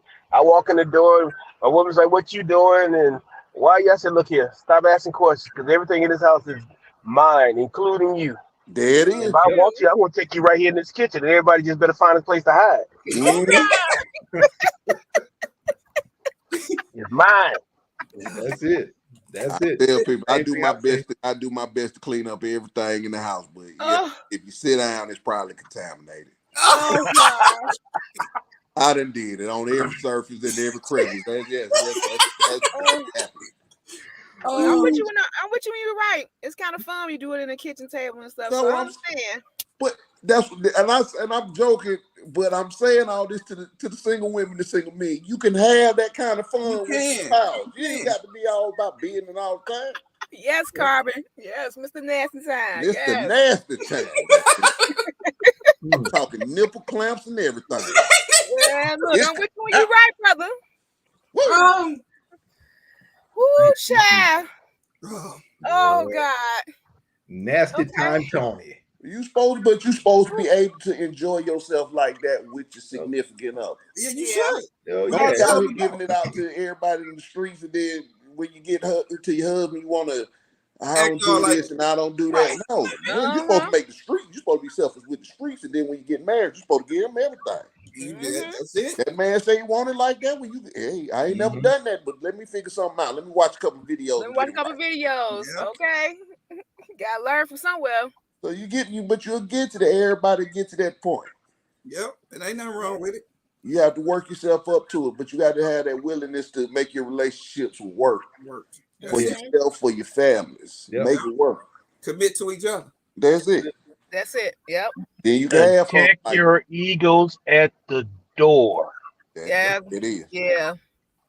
Like I said, shit ain't easy. I mean, it's. Hey, we got a question for you, Tony. Look at the screen. Somebody asked you a question.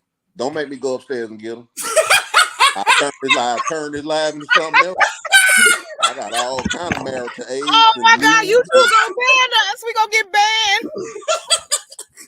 Hey, I don't give a damn. I ain't getting paid for it. I know that's right. Don't make me Hey, look here. Don't make me come in here with my leather mask on now. Oh shit! Now, It go down. I ain't scared. I ain't ashamed of nothing. I see why she married to you. Goddamn right. You meet my wife, you be like, oh, she's so sweet. Yeah. She's sweet as you think she is. Uh-huh. But I always said I wanted to be out there, but I was scared of AIDS and everything else. So goddamn it, I can't be loose in the streets like that. But once I got with I know that's right. I want to be. Yeah. Yeah. Yep. I know that's right. It's too much shit going on. It sure is. It's too much. Yeah, y'all ought to not want to be out there in the street no way. You definitely don't need to be. Don't do it. That shit is hard to look at. Ooh, that monkeypox is a stigma from God himself. I said, God damn. All that shit out there. I'm afraid. Oh, man. What's going on, Stardust? Hey, Stardust. Yeah, I told her. Mine's already know. She ever leave me, that man got some big shoes to fill, literally. And that's why she ain't leaving you, because shit. That's gonna be a boring ass relationship right there. And she gonna leave him with the quickness. She gonna be cheating on him with you. Shit, she gonna be back. That's all it is. Right. Be knocking on the door. Can I come home? I'm sorry, boo. Let me in. Let me get that steak for you. Because I tell anybody, ain't made a device. Hey, Starduster. He ain't made one. Not a rabbit. Not I don't care how fast it go. Till that motherfucker could do this right here. And put that old thumb up.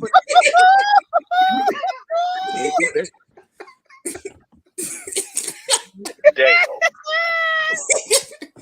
Yes, look, I ain't mad at you. Pouring sweat the whole time. Be sweating like a slave on the top of it. Goddamn, let me ride this movie.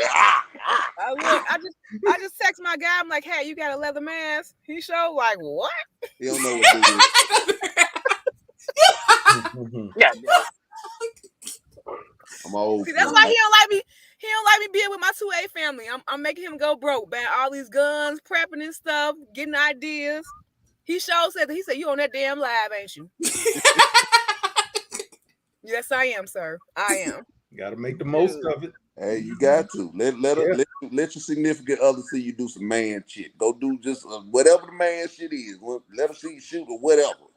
Get into an argument. Oh my God. No. Let your woman see you get into an argument. Boy, you're gonna have some of the best sex you ever had in your life. I got you one better. You know that dining room table or that chair that you supposed to been put together about 8 months ago? Just show up one day and your wife beat it in your box and just put it together, and when she walk in the door, bruh. He ain't lying. Mm-hmm. He ain't lying. She ain't gonna know what to do with it. You gonna get one of them. Hold up, you gonna get one of them. Babe, come here. What? Yes, sir. Just do some random shit. Random shit. That's it. Okay. Yeah, random shit. Look. You say no, and then a couple of weeks later, you bring that shit in. Okay. Exactly. That's all you do. You know? I'm gonna do it. I'm gonna go build something. You ask that's lingerie for women. You go do something. Be productive. Shit. That's it. You know. Let her come in. I put a ceiling fan in the room now. Okay. She gonna bust it open for you. Look. Shoot. Look, I got a pole in the basement. No, like that.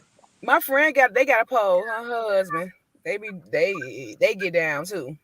Ain't nothing wrong with that. You supposed to.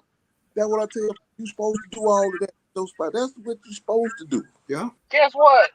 I got a pole. I make it rain all the time. You feel real good. You go to your little strip club, flip them all out, and then you walk back. Then you show up next morning, look at your account, and it's back there. That's the best feeling in the world. Okay. Because they even have one of those. Well, y'all wouldn't know, but when we go get our women check, they got one of those tables down there, and they play doctor. So now, don't tell me out there they selling stirrup tables. That I ain't got. Yeah. Know what's on my Christmas list? They definitely got one. I didn't believe it till I saw it myself. I was like, God, how y'all get that? I'm getting a little old. I can't do a lot of things I used to be able to, so them stirrups will help. Them legs get heavy all the time now. They're doing pap smears and everything. Yep. I got my own. Hold on, let me check. Yes, and they really get down because their last kid just went to college, so they going crazy.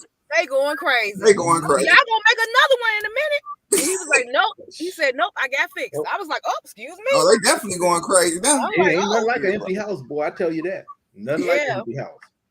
So they be I have never had an empty house. I've been raised since 19 years old, so I'm trying to see what that's like. I'm like, there's some kids in the house. Good God Almighty, don't come up my house. Yeah, I ain't gonna like it. That's what they tell me. My wife trying to get them to come back. I'm like, nah, they come back to visit. That's right. it. That's it. Hell no, shit, boy. Oh shit. Bring your ass here for a minute. That's it. I don't even know. I don't even make a room in my house, where it's like long term and enjoyable. I know that's right. No TV, none of that shit. You ain't got none of those amenities up in the room. Make one of those. That's it. You come here, you come to visit. You gotta get the fuck out after a while. And that's for kids too. Bruh. I remember me and my brother shared a room when we were younger, right? He's older than me. He went off to college. Within 2 weeks, his twin bed was gone. I was like, damn. My dad said, yeah, I'm just giving you some more room. I said, what about when Daddy come home? Oh, he'll figure it out. He'll sleep on the couch or something. He won't be here long. My dad said he won't be long. He won't be here long. All right. Fast forward 3 years later. They take me off, send me to school, put me in the dorm room. Thanksgiving, I come home. There's a damn desk and a futon in the room. You'll be good. My dad said, I'm gonna let you in. I'm gonna tell you like I told your brother. You can come home, but it ain't gonna be comfortable for you no more. I know that's right. What's up, Stardust? She has one of I apologize for being late and missing the whole point of being here. I had a work y'all with my business. I'm so sorry. No, you're fine. You know you ain't got it. But I came on the good part, so. Well, that depends what part you came in on. Right. The good part. Oh shoot! I'm so hot. Well, we don't say this. That's too. Shoot, I'm some stir up too. So Stardust, you came in when Tony was giving the ladies a lecture about having some good soil so they can grow their plants. I missed that part. Damn. I came in on people talking about stir-ups and stuff like that. You missed a lot. That's the first part. It's the whole Tony, I made it to the dessert, so. Yeah, Tony was giving the lecture. See, in order to get to the stirrups and the pole, you got to have some good soil for the eggplant. That part, my bad. I did hear them first 5 minutes. All right, well, for $5.99, he does have a book out. So just be on the lookout. Link will be in the bio, okay? I get a seminar. It's $40 for the seminar. It's step by step. I got instructional videos. They very graphic. Oh my goodness! I got a workout tape. Show you how to stretch beforehand. Can't be putting them in the bucket. I'm telling you, that bucket makes you pull a hamstring. Yes, please stretch. Yes. Oh man, I ain't heard that. And hydrate. Make sure you hydrate. Yep. Drink a lot of water because you're gonna sweat it out. Yep. You know when it's done right. Yes, because you get that Charlie horse in that leg because he's trying to put it over your ears and side of your neck. You know when it's done. Woo. When that thing starts to gush like this, yeah, you're doing something right. The gusher sound. You gotta have the gusher sound. If it don't sound like a wet sponge, you ain't doing something right. I know that's right. Or some macaroni. Yes. Spaghetti, yes. Stir spaghetti. It's so refreshing because RGG would have kicked me out by now. It just let me get going. Ain't no telling what I'm gonna say now, guys. Yeah, we found out you can wear Speedos. Yeah, we Now let me preface that. I said I can wear them. I said they fit. Hey, Don't fit. We found out a whole lot about Tony Speedo. Look, ain't a safe space to sit in his house. Yeah. Stay away from the hot tub. Yep. Stay out the hot tub altogether. I'm just I probably don't clean it as much as I need to. So. Oh shit. Oh, I promise y'all, we was talking about education started. That's what it was. I promise so it was. educational. I think this was very educational. Yep, that's true. It's okay. It's still educational. I'm telling you, I'm about building families. I'm showing families that this is what you can do. You got to be always funny as hell. You can have fun with your significant other. You got to. Raising these kids and working and shit all the damn time. Have some fun. That's it. Break open you a bottle of Chardonnay. You know what I'm saying? Rub her feet. Run a bath water when she get out. Put your feet on your leather mask on to get to. Put a little ball in the mouth. I don't think I'm gonna be able to come back and play no more. With some Jordans I had in the holster. Goddamn right. There you go. There you go. Oh, Jesus. How you do it? That leads to a great marriage right there. It's a wonderful household. I'm trying to tell you, I've done the research. We see. We hear you. Ooh, child. Y'all got me hot. Well, that's my advice to you. That's my advice to everybody. I'm gonna step out because I think I might have shared a little too much. Hold up, Toe. Don't leave now. You might have to ride this all the way out, brother. I be saying shit that I don't think about what I done said till after I said it. I got to stand on it then, so you know. Well, y'all know my lies. I don't give a dang on. So Carmen, what you know about them? What you know about the waterworks, Carmen? Don't be scared now. Don't be scared. My cheeks hurt. Turn that sprinkler on. That's an Atlanta theme song. Ain't nothing scared down here. Ain't never scared. Ooh, child. Well, I know when I buy my home, I need a hot tub, I need a pole, I need some masks, some nipple clamps. Hey, tell them. That's a bone. Bro, you broke up so bad, I can't understand. That's all bone pressure. We ain't never scared here, brother. Oh, we ain't never scared. I heard you. That's your thing song. Well, then don't be starting to bite your tongues now. Just go ahead and keep on talking. You ain't got to jump down on the panel. Well, damn it, what you want to know then? Shit, I'm an open book. Whatever you're trying to teach. I don't care about nothing. I'm going to tell you now. We got taught a lot. When you put them in the bucket, I'm going to tell these guys something right. See, I used to have a thing when I was young. I used to like put my foot on their neck. And people, hey, how the hell they let you put their foot on their neck? Well, when they put it up so high, and I need the leverage, so I got to put my foot somewhere. And it always seems that neck is a good leverage point, right? Ooh, child. In the angles and the crevices and the creases like I need to. But they never say no. I ain't never heard that. I ain't never heard. Don't put your foot on my neck. I ain't heard that. Stardust, are you sure you want to run down this road? Right. I'm trying to learn. How much you want to know? Because I'm just telling you now. You can never know enough. Okay. I'm start charging for these classes for sure. That's true. But when it's done right, when it's good and done right, they ain't gonna tell you no. You do the weirdest shit. You thinking shit. If I ask her this, don't ask. Just do it. You sitting up asking for permission to do stuff. I don't ask. Just do it. Think I asked to put my thumb in the butt? You can't ask. No cool way to ask to do that shit. You just do it. Just take that motherfucker.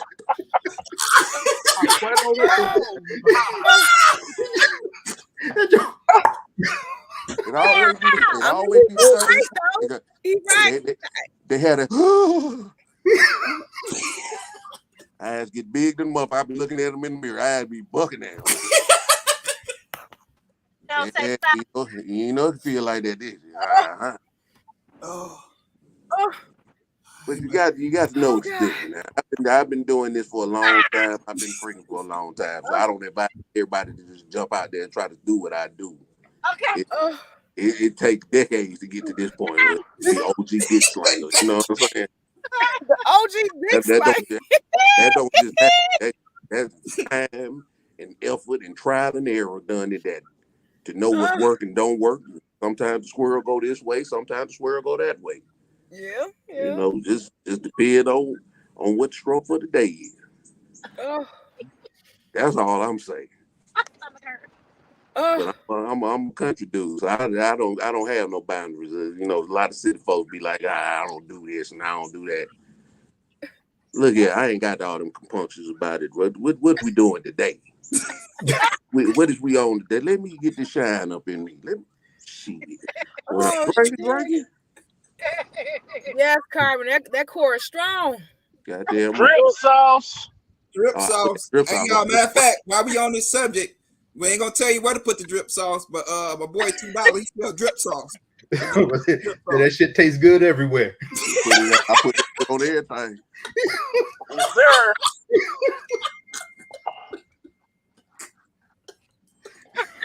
Oh my goodness, Lord. And let me put the drip sauce on you to act like it's a roast beef sandwich. Oh my God. Oh my God. Oh my God. I like Arby's. I don't care what nobody say. I just spoke to that the other day. I said I see why people like Arby's now. Every time I just be staring at that sandwich. That's like the best sandwich in the world right there, goddamn it. If you don't like Arby's, I don't know what you're doing. You might be guessing. Arby's where the beef is. Y'all better get into it. Right? All right, let me jump off this thing, man. My wife just made me a sandwich, so it's time to go eat.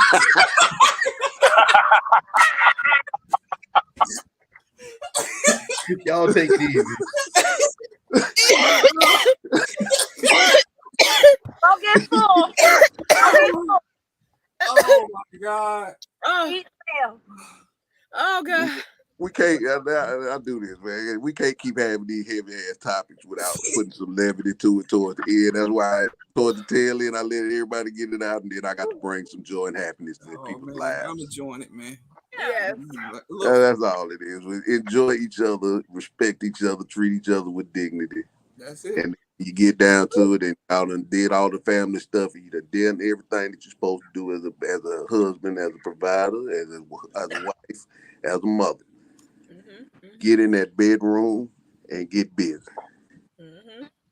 And enjoy one another. Start women up. Y'all know, y'all married men. Y'all know how to shut your woman up. That's why he's still married. Yep. I talk crazy like this around my wife all the time. She be hearing me all the time on the line. She just give me that look, but she know at the end of the day. You know what that look means. As soon as you get off that line, baby, come on. You gonna live everything you said in there. You better be about all that. Nothing but a word. All right, we married men ain't going no damn where. You know shit, because ain't nobody else gonna put up with my shit. I already tested that theory. I already tested it. It sound good. To deal with me, but most women could not deal with me on a full-time basis. I'll be ready to strangle my black ass. It takes. Hell yeah, because you'll have a bitch in the hospital from laughing too damn hard. Yeah, right. Over and shit. Back out of whack. You got to be a strong one to deal with you. But if you're strong enough, and that's what most relationships, you're strong enough to deal with that man, then you're strong enough to take a thumb in your head. Yeah, that's it.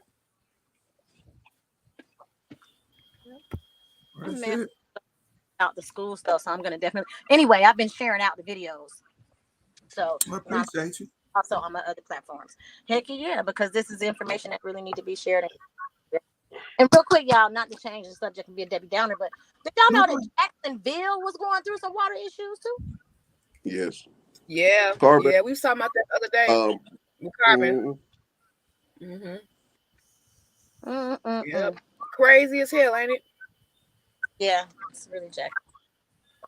Yeah, because Deion Sanders, I think he ended up taking his football team and like I don't know if he put him in hotels or what he something.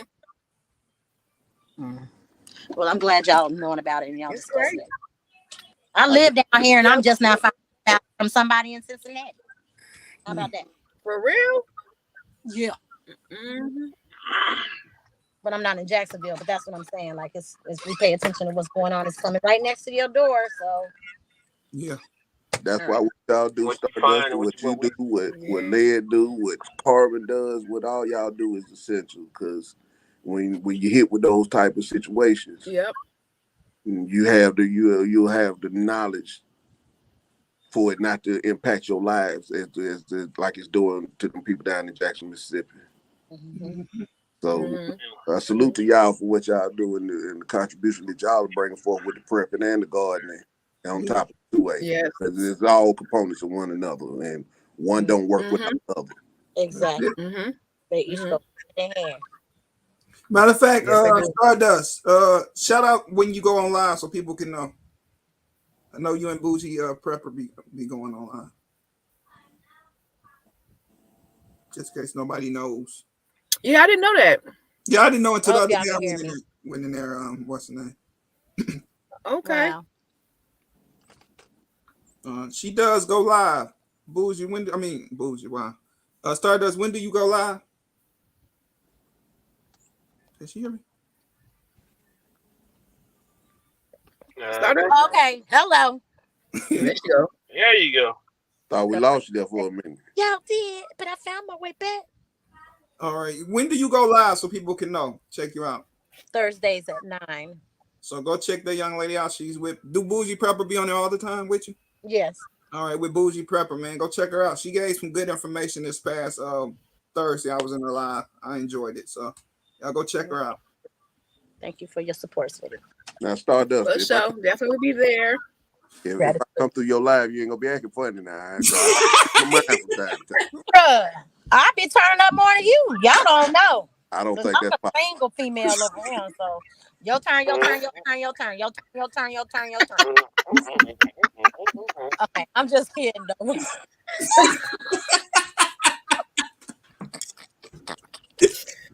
Oh my God. I be like married women. Hell, ain't nothing like having some quads and biceps in the bed next to you. Sure. Okay. What it is, yes, ma'am. I ain't about to run from no adult conversations. None of them. Goddamn, bring it. Like this. Yes. Bring it. Yes. Well, I know I'm gonna be Thursday at 9 p.m. I know where I'm finna be at. I know, right? Same. I invite everybody to join me. Yeah, y'all, listen. I'm definitely coming. They be trying to turn me down. Oh, who told you this? Don't talk about that. I be like, turn down for what? Yeah, I'm right. Outside here, turn down for what? I'm saying, sure, trying to live and have fun. You don't like it, go to the next channel. It's okay. Life is serious, and we do need to have serious discussions. Yeah. From time to time, most of the time. But from time to time, a little levity is nothing wrong with that. Little joy and humor. Not at all. And if you provide joy and humor to a joyless world, then I think you've done a service. Hello. Yeah, let's get OG $2 to 500 so he can go live. So I'm asking everybody to support him, brother. Let's give him y'all definitely. I'm already subscribed. $2. I think I am.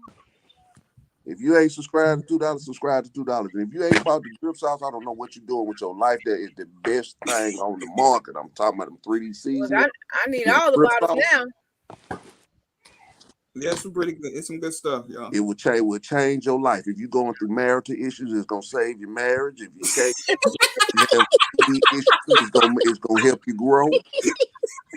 I'm trying to tell you, this is a miracle.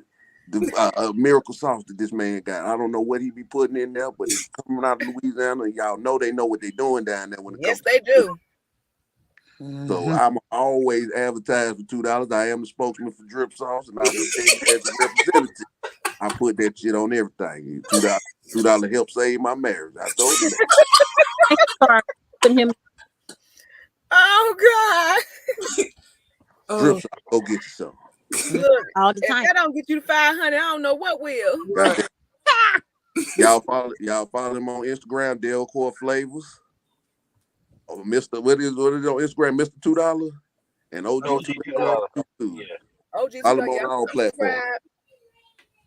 Go out and buy the drip sauce. Get the whole package of the drip sauce, $40. When he gonna get you right now. I'm trying to tell you, get all and for a nice price. That's a nice price. You ask me. $40. You can't beat that nowadays. No, you can't. Yeah. You getting what? You getting all the seasoning and both the drip sauce flavors. Mm-hmm. That's a steal. You should be paying double for that. Okay, well, payday is Friday, so yeah, I need that because I want to start barbecuing these steaks I got in the freezer. Damn right. You better do it for the weather hit now. You goddamn have you some drip sauce in case you got a bug out. You want your food to taste like something still, even though you in a survival situation. Get you that 3D seasoning. Put you that on there and put that drip sauce on there. It'll make that raccoon or that squirrel or whatever you have to survive on taste a whole lot better. You have it's 57 with that's still a steal, y'all. That's still a steal. That's even better. Yeah, that's a good ass deal. Mm-hmm. So but y'all support the OG. Yeah, go support them. I'm hoping you can make it into we speaking to them making it into a franchise. That's what he say. If you ain't dripping, then you must be tripping. Yes, that's it. All right. I like that. There you go. Y'all see it on the screen. If you ain't dripping, you tripping. Yes. Okay. That's the big homie. I always. We need shirts. We need shirts. $2. I need a shirt. He got shirts. He got shirts. Oh, okay. Because I love shirts. Grab a shirt. You do shirts too. Okay. See, my guy finna go broke. I gotta hit his mouth now. So I need drip sauce and I need a shirt. Joe Va said we gonna get kicked out of a lot of places. Why we gonna get kicked out, Joe Va? Because we having fun. Ain't nothing wrong with having fun. Everybody like to have fun. Yep. If you ain't been kicked out or arrested one time in your life, you ain't living. Woo! There you go. I've been kicked out of a whole lot nicer places than you two. Yes, sir. What that stairs?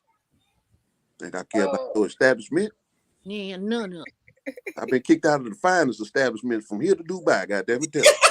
I know that's right. And trying to get kicked out some more. Goddamn right. Been asked Kuwait about me. They told me I can't come back to the country. Damn. You too much over there. You can't come back here. I don't want to come back here. You trying to sneak back in? Ain't nothing in Kuwait I left that I want. If I wasn't welcome in your country, goddamn it, then your country's not good enough for me. Been kicked out of a whole lot nicer country than Kuwait. Not worried about nothing.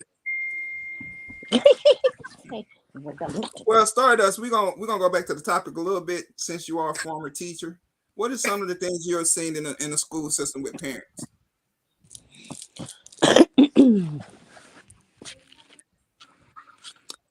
They don't fight enough. For the ones that want to be there, they don't fight enough, but it's because they really don't know what to do. Mm-hmm. And there are parent advocate programs that go along with some school, with some of the schools, but I don't know what cities or states they're in. I know we did one back in Cincinnati, and I went through the program, and I was able to get funding from outside resources. I wanted to do science from our school, but they didn't want to do it. They didn't want to, that requires teachers to stay after school more too. So, they already doing enough, but it would have incorporated the parents more. It would have had more parent requirement in the school. So they would have been more hands-on, you know what I'm saying, and involved in what your children are learning, not just dropping them off and going home, because a lot of them just drop off and pew. And I've seen, and let me clear up, I was a teacher's assistant, not a teacher. Okay. But I've seen parents at a kindergarten graduation rubbing on each other in front of everybody. What the world? What? Overly affectionate, okay? At the kindergarten graduation? At the kindergarten graduation. Save it for the house. They said they couldn't wait to get to the house. Okay. in front of all the cheering and all the other parents, Oh and then I've seen the moms come up there with their house shoes, that's the they worst. nightgowns, no bras. You know what I'm saying? Like, just it's that's embarrassing for the children. I've seen parents not make sure their children had clean clothes. You know what I mean? Somebody, and I'm not blaming a lot of these parents. I think some of them just are lacking financial stability. Well, but not just common sense. Common sense. So yeah. That's true too. The common sense. Yeah. Home training. You understand what I'm saying? Home training. I guess I'll use that word. I don't know. You know how we talked about last time about how we had home ec and stuff like that. Like, they don't get those things anymore at all. So they are lacking everyday skills, everyday learning skills. And then if they don't have it, then they're passing it on to their children. You know what I'm saying? Yeah. And I was just telling them how nasty some people keep their houses, and I was like, "Oh, my grandma would be mad." Yeah. I mean, it's a lot of kids come through hair not done, you know, just smell like pee. It's the basic needs of that child being met, coming from the home into the building. That's gonna help that child get indoctrinated better. I'm just saying. Yeah. It'll be easier for them to be indoctrinated if they have a, because some kids will come. I've seen parents send their kids to school with a damn Mountain Dew and a donut for breakfast. Okay, I've had kids come to school with Flaming Hots for breakfast. Man, I be wanting to smack these people. I be wanting to smack the shit out of them. I'm sorry. You good? That's true. I snap, but I be wanting to smack them. But sometimes they don't know. You know what I mean? And then I've had grandparents, because they're the ones raising the kid and they're the ones bringing the school, and they too old to do anything for the child. You know what I'm saying? It's a lot, y'all. It's a lot. So when you all were talking about the men being up in them schools, but ever since y'all talked about that on that live, I've been talking about that on other lives. And a lot of men agree with you, but when do it start getting organized? You know, we've always seen that thing where the black men show up on the first day of school and they're all clap. Yeah. Oh, we showed up the first day of school. You know, great. What else you gonna do? What about the second day, the third day, the 50th day, the 100th day? It ain't just about showing up one day. Well, I'm gonna say this, and this is coming from fathers that's actually actively trying to what we're running into in a lot of cases is pushback from the school boards and the schools themselves. They will, and when you go to school board meetings, they'll literally address parents for speaking up and saying what's right. You know what I'm saying? So it's a catch-22, and that's what I said. Like, the parent advocacy groups for the parents who really want to see change, they need to start getting together. I've talked about organizing days where they keep their kids home for a day. This to cripple the financial system, to make a statement. You understand what I'm saying? The power is still in the parents' hands. It's just got to be a financial shift to make them listen to the parents. So if the parents ain't doing that, hitting them in their pockets, it's gonna be, you know, be work. It's gonna be work. It's gonna be work. And I'm not beating up on no parents, because I was a parent. No, it's accountability all the way across the board, and we can't jump on the teachers for their shortcomings without addressing what our shortcomings as parents. We gotta have honesty in our communities. We got to, because we can't put a Band-Aid over this and just act like we ain't lacking too. Yeah. Because it goes both ways. Now I know some people not. I've brought up the Dane Calloway. Some people say I don't mess with Dane because he talk about off the wall stuff. Forget all that, right? What he's talking about really is pertinent stuff to us being able to get our rights back. Okay. Not only him, he works with this other lady named Sister Beth. I don't know if y'all hip to her. Now, we black, so people can be messy online. Ain't nobody perfect. So I ain't sitting up here, you know, trying to big up nobody or down nobody. What I'm saying is, chew the meat, spit out the bones. What Sister Bethy is doing right now is bringing a lawsuit against the United States Department of Education on the behalf of us Indians, who are the real Indians who don't get identified as the real Indians. We was just talking about that. Yep. So for those who would like to really try to get in on that, it may be able to turn into something class action. And then that way, that's another way for the parents' voice to be heard. Yeah.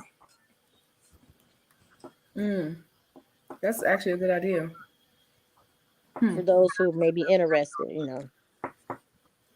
Well, I definitely want to thank these two ladies. I did reach out to them. They did agree to come to the panel. We definitely had some very good talk today. I want to thank these two ladies, the Pimp and also Stardust, for being my two special guests, for Thank you, sweetie. saying yes to me, my little self. You know, I ain't too much of nobody on YouTube. Anything for you, brother. Anything for you. You are a very essential person that you do this today. Whatever this community is, you are essential, bro. You are the entertainment. You are everything in there, bro. You was like my little brother, man. Appreciate you, Hot Tub. All right, what we're gonna do is I did pull out a poll 3 weeks ago, and while they on here, we're gonna figure out what my new logo is gonna be. Okay. So we're gonna go through. I did Facebook, Instagram, and I did YouTube. NY Outcast picked number 1. I'm gonna do everybody since y'all did vote. I'm gonna shout out your name. R. Scotty picked 1. Dear Meat picked 2. Miss Ghetto picked 2. Carbon Q picked 2. Liberty Acres picked 1. Refrigerator Q picked 2. Jag, he picked 1.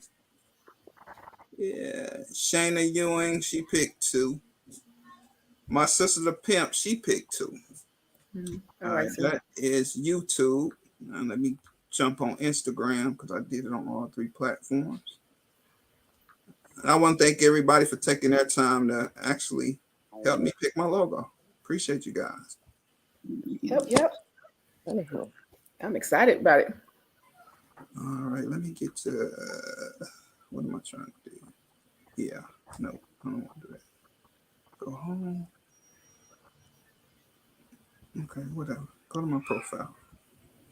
All right, on Instagram. Did anybody vote until I did? Did I do Instagram? Okay. Hold on, y'all.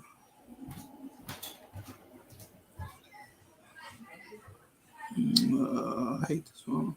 I'm having trouble. You see what Billy just said? What Billy say? It said Skillet vote snitching. Arthur was the only one that did it on Instagram. He picked number 2. And let me go to Facebook, and then we're going to figure out what's my new logo.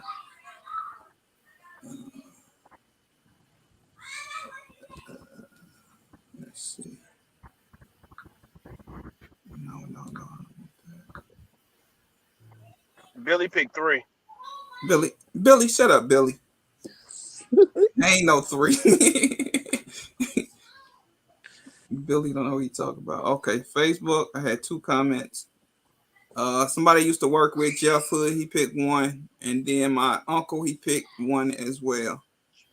So 1, 2, 3, 4, 5, 7 for number 2, 6 for number 1. So we're gonna go with number 2. Oh wow, that was close. Who it is? It's actually have an eye in the middle of the magazine because I got stabbed in the eye. So, Oh, so we gonna go with. I tell don't say nothing. Corey, don't. I got jokes, bro. Skilly, you should have kept it because this one you gonna get this 5.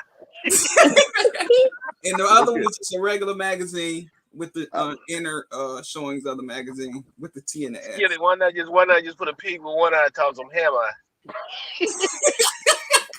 See, I'm different. I thought it should have been Skilly pushing over a handicapped person. Yes,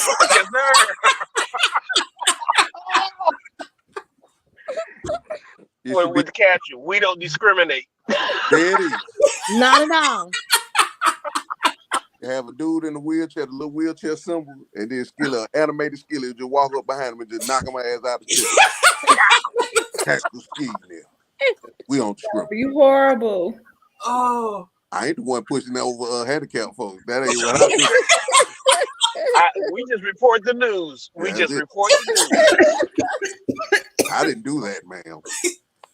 Oh man, thank you guys for voting. I do appreciate every single vote. Number 2 is my new logo. I will get that out and have somebody do something with it for me. But thank you guys very, very much.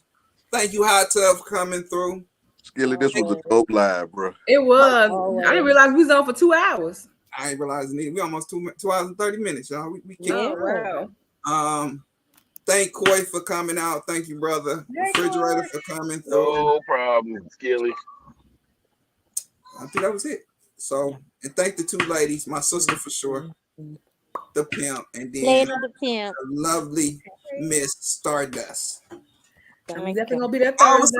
what's up, Fish? Now, see that's my. What up, Fish? See, I'm trying to get like Fish. You know, the D&Ts and all them expensive guns he got.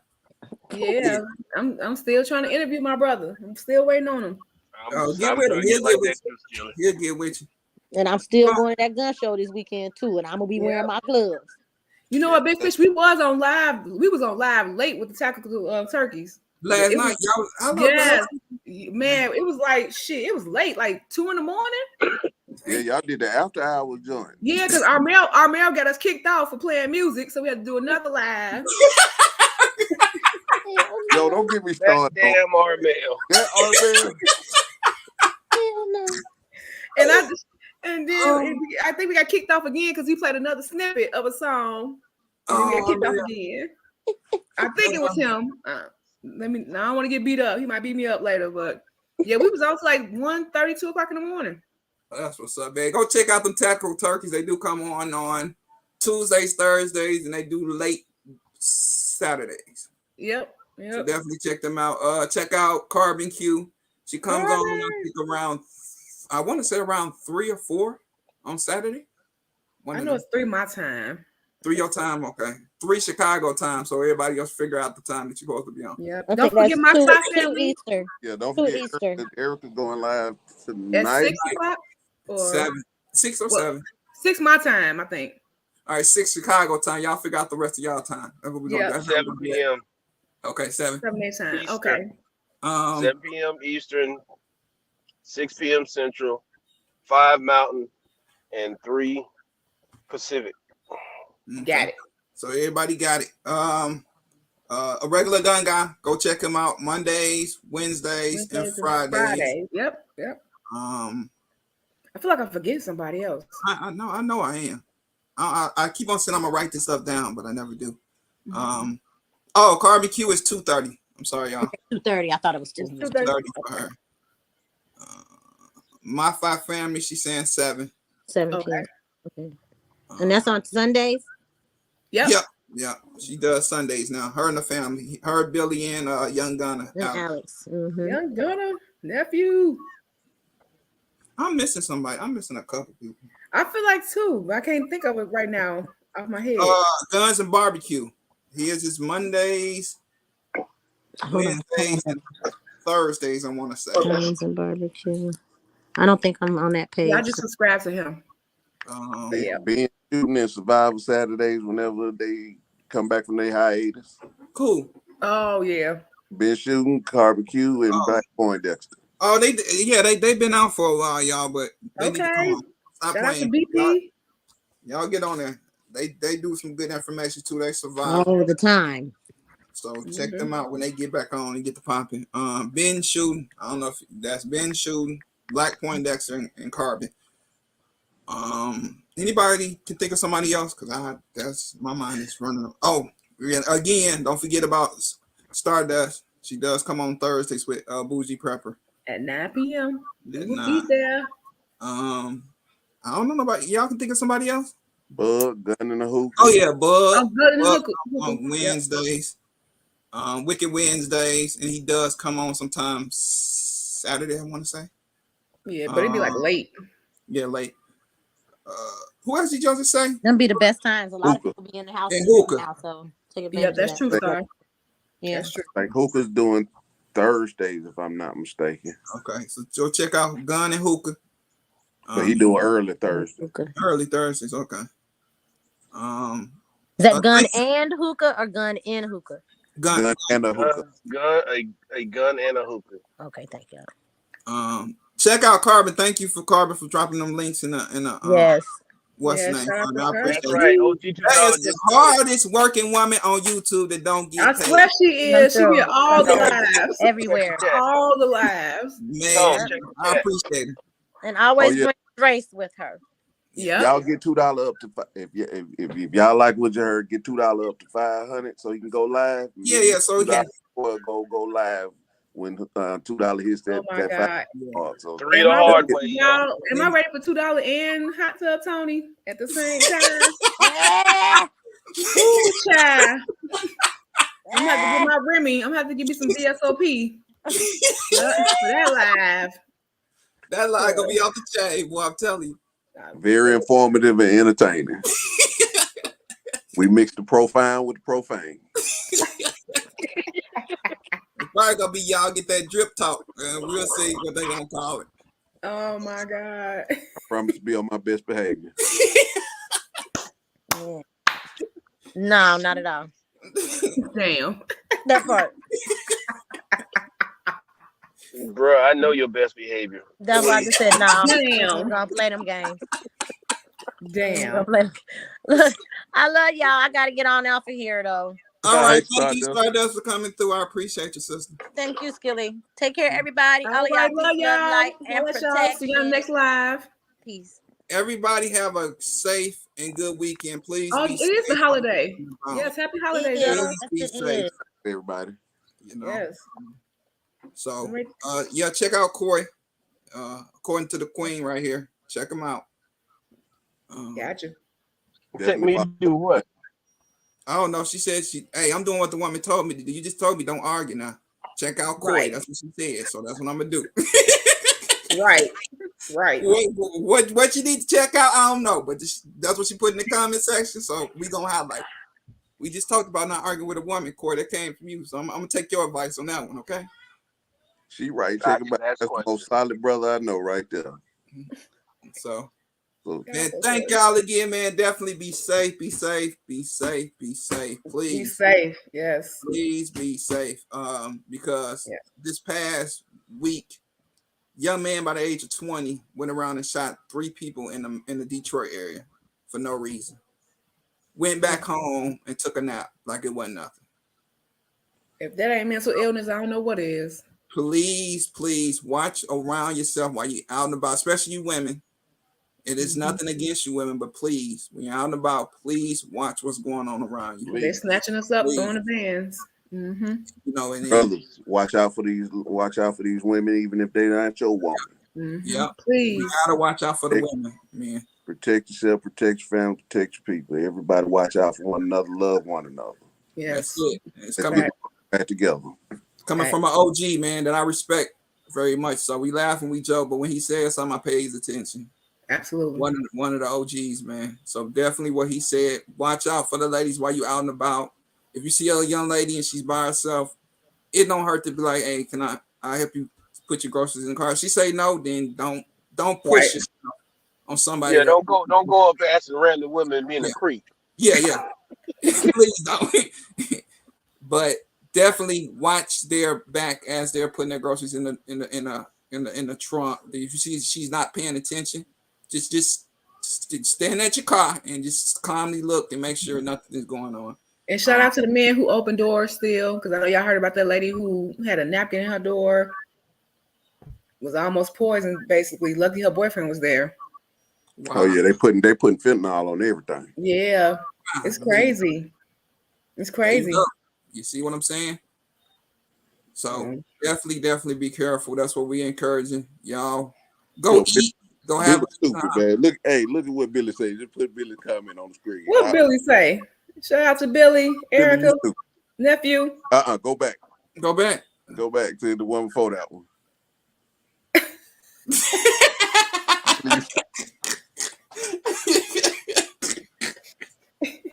Bye, y'all. Billy just made me mad. Bye. I'm about to end it. All right, family.